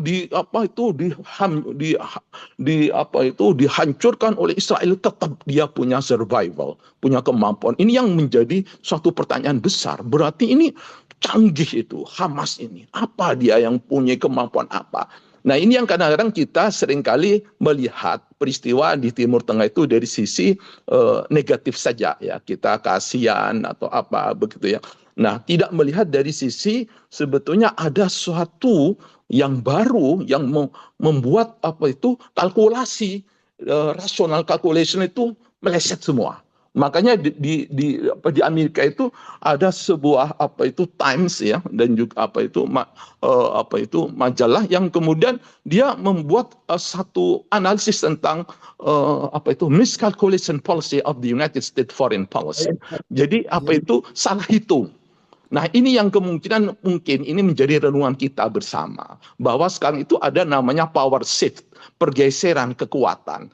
Jadi Amerika kalau dulu seperti juga di Iran sekarang ini, diam-diam Hamas ini mungkin karena dia itu punya kemampuan ya spiritual dan kemudian berimbas kepada intelektual dan punya kekuatan yang luar biasa, sehingga banyak para analis militer di Pentagon itu mereka penasaran, ini apa ini? Seharusnya paling lama 1 bulan itu sudah selesai. Ini sampai sekarang 3 tahun. Dia punya resistensi yang luar biasa. Dan ini yang menjadi pertanyaan besar ya. Pertanyaan besar. Nah, bisa jadi. Nah, ini kita ini banyak yang kurang teliti ya, mencoba untuk memotret ya soal Gaza ini ya. Nah, oleh karena itu saya berharap tadi sepertinya sempat disinggung oleh Ustadz Zain gitu ya. Ustadz Zain itu lah. Jadi memang ilmu ya orang Gaza itu ada di Al-Qur'an itu ada begini, wattaqullaha wa yu'allimukumullah. Jadi kalau kamu tuh bertakwa, Tuhan akan mengajar kamu dengan berbagai macam. Nah, persoalannya memang konsepsi tentang takwa ini yang sering, makanya tadi dianjurkan supaya kembali kepada Al-Quran, karena memang Rasulullah pernah curhat kepada Allah, inna qaumi takhudhu hadzal Qur'an mahjura. Mereka hanya berhenti kepada level qiraah, bukan tilawah dan tadabburil Quran. Jadi menurut saya ini yang perlu menjadi satu PR besar kepada kita, bagaimana kita harus kembali kepada Al-Quran, karena di situ ada kekuatan. Dan Allah berjanji, wa'adallahu alladhina amanu wa 'amilus shalihat la yastakhlifannahum fil ardh. Allah berjanji kalau kamu betul-betul beriman dan bertakwa beramal soleh, kamu tuh akan unggul. Artinya kalau selama ini belum unggul, itu ada sesuatu dalam konsep dan implementasi pemahaman ya su'il faham wa su'il tadbik dalam hal keimanan dan juga dalam hal amal soleh. Kita harus melakukan rekonseptualisasi. Dan ini yang dilakukan oleh Syekh Ahmad Yasin. Dia membuat satu terobosan, walaupun kecil, walaupun sedikit. Nah, kamin fi'atin qalilatin ghalabat fi'atan katsiratan biidznillah. Nah, inilah mungkin menurut saya tarbiyah yang harus kita belajar dari Gaza. Dan saya kemarin juga masih kontak-kontak ya dengan profesor di di Yerusalem ya, di Al-Quds itu, dan juga tokoh-tokoh ini, walaupun memang ada yang disampaikan oleh Mbak Desi itu ya memang benar, sekarang under control dari Israel masih. Jadi memang PBB ini paralisis, lumpuh, tidak berdaya sampai sekarang ini. Makanya memang cara yang harus memberikan shock kepada itu ya yang dilakukan oleh Gaza. Tidak bisa, makanya itu membenarkan tesis Syekh Ahmad Yasin, memang Israel itu tidak bisa dengan soft power, harus kombinasi, harus dengan kidnapping atau infijar intihar, yaitu suicide bombing, dan ini yang dilakukan oleh Hamas sampai saat ini. Nah, mudah-mudahan ini akan menjadi inspirasi kepada kita, jangan salah hitung. Artinya apa? Secara totalitas kita ini sudah menang. Saya pikir itu, terima kasih, sekedar melengkapi apa yang disampaikan oleh Ustadz Zain dan juga Mbak Desi. Terima kasih. Terima kasih Pak Wahid. Baik, sebelum kita ke closing statement, tadi ada orang satu lagi yang belum kita terima tanggapannya dengan sangat singkat mungkin ya, Pak Aziz. Silakan Pak Aziz. Terima kasih Mas. Halo? Ya. Ya, saya mencoba merujuk ke tema aja ya, karena kita kan temanya reinventing. Reinventing itu menciptakan kembali soliditas kemanusiaan negara-negara dunia Islam. Tadi dikasih contoh 2 kasus, yaitu kemanusiaan yang terjadi di Palestina dan kemanusiaan yang terjadi di Aceh, ya kan? Kalau di Palestina kan jelas itu bencana dalam konteks konflik politik dan keamanan. Kalau di Aceh kemanusiaannya karena konteksnya bencana. Saya pikir kalau di dunia Islam itu solidaritas kebencanaan sangat tinggi sekali ya. Filantropitas tinggi sekali. Pada konteks Palestina kita nggak bisa kemudian memetakan apa istilahnya menyelesaikan Palestina itu secara normatif sesuai teks ayat Quran. Kita harus paham dulu apa akar masalah konflik Palestina Israel yang sudah bertahun-tahun itu. Tahun 50-70-an itu terjadi pergeseran. Dulu tahun 50-an itu Timur Tengah, negara Arab itu menjadikan konflik Palestina sebagai harga mati untuk perjuangan mereka. Tapi seiring perjalanan waktu sudah mulai bergeser, gitu kan? Sekarang negara-negara Timur Tengah sudah mulai bergeser, tidak lagi memusuhi Israel. Beberapa negara sudah membuka hubungan diplomatik. Bahkan yang terakhir itu adalah Abraham Accord tahun 2020, di mana terjadi normalisasi negara Timur Tengah. Jadi kalau dulu Israel Palestina itu menjadi harga mati, tapi setelah pasca perang 6 hari tahun 67 itu, Palestina tidak lagi menjadi isu yang menarik bagi negara-negara Arab. Karena mereka punya berbagai macam kepentingan politik dalam negerinya sendiri. Saudi dengan visi 2030. Kemudian Mesir mulai krisis ekonomi gara-gara pengungsi dari Palestina. Kemudian negara-negara lain juga pada tergantung juga dengan negara-negara Amerika. Jadi negara Timur Tengah itu sangat tergantung secara politik, ekonomi, militer dengan negara Amerika. Sementara negara Amerika mendukung Israel, sehingga nggak mungkin negara-negara Timur Tengah itu akan all membantu Palestina, tapi mempengaruhi hubungannya dengan Amerika. Itu yang terjadi, dilematiknya begitu. Nah, sementara pada kasus Aceh, kita sama-sama tahu bencana di Aceh, bencana kemanusiaan tidak ada masalah. Cuman banyak konflik Aceh itu kan memang dia punya sejarah panjang ya. Dan itu kita sama-sama tahu lah, antara ada persoalan identitas keacehan, identitas keislaman, dan sebagainya itu. Jadi kalau kita mau reinventing yang namanya solidaritas itu, kita harus tahu dulu akar masalahnya apa, sehingga kita bisa merumuskan strateginya, gitu kan, secara lebih komprehensif, tidak kemudian ucuk-ucuk pakai pendekatan normatif, ayat dan sebagainya. Itu aja dulu. Baik, Pak Aziz, terima kasih banyak Pak Aziz masukannya. Baik, nggak terasa waktu sudah hampir pukul 22, kita langsung ke closing statement mungkin. Mbak Desi, kami persilakan dulu Mbak Desi. Ya, baik, terima kasih. Mungkin nggak banyak sih sebenarnya, karena menyangkut dengan tema kita ya, Reinventing Solidaritas Kemanusiaan Dunia Islam. Ya, kalau kita lihat berarti kan kita ada dua tuh yang di depan mata, konflik Gaza, kemudian bencana yang di dalam negeri Sumatera. Jadi kalau jangan kita lagi menunggu bagaimana solidaritas yang lain, tapi mulai dari diri sendiri dengan apa yang bisa kita buat, kita bantu. Ya, bukan berarti mimpi bagaimana diri kita bisa menghentikan genosida di Aceh, genosida di Gaza, bukan. Tapi mungkin dari diri kita sendiri lah, ikut dalam bagaimana supaya menghentikan genosida yang terjadi di Gaza yang sudah 3 tahun 3 bulan 819 hari.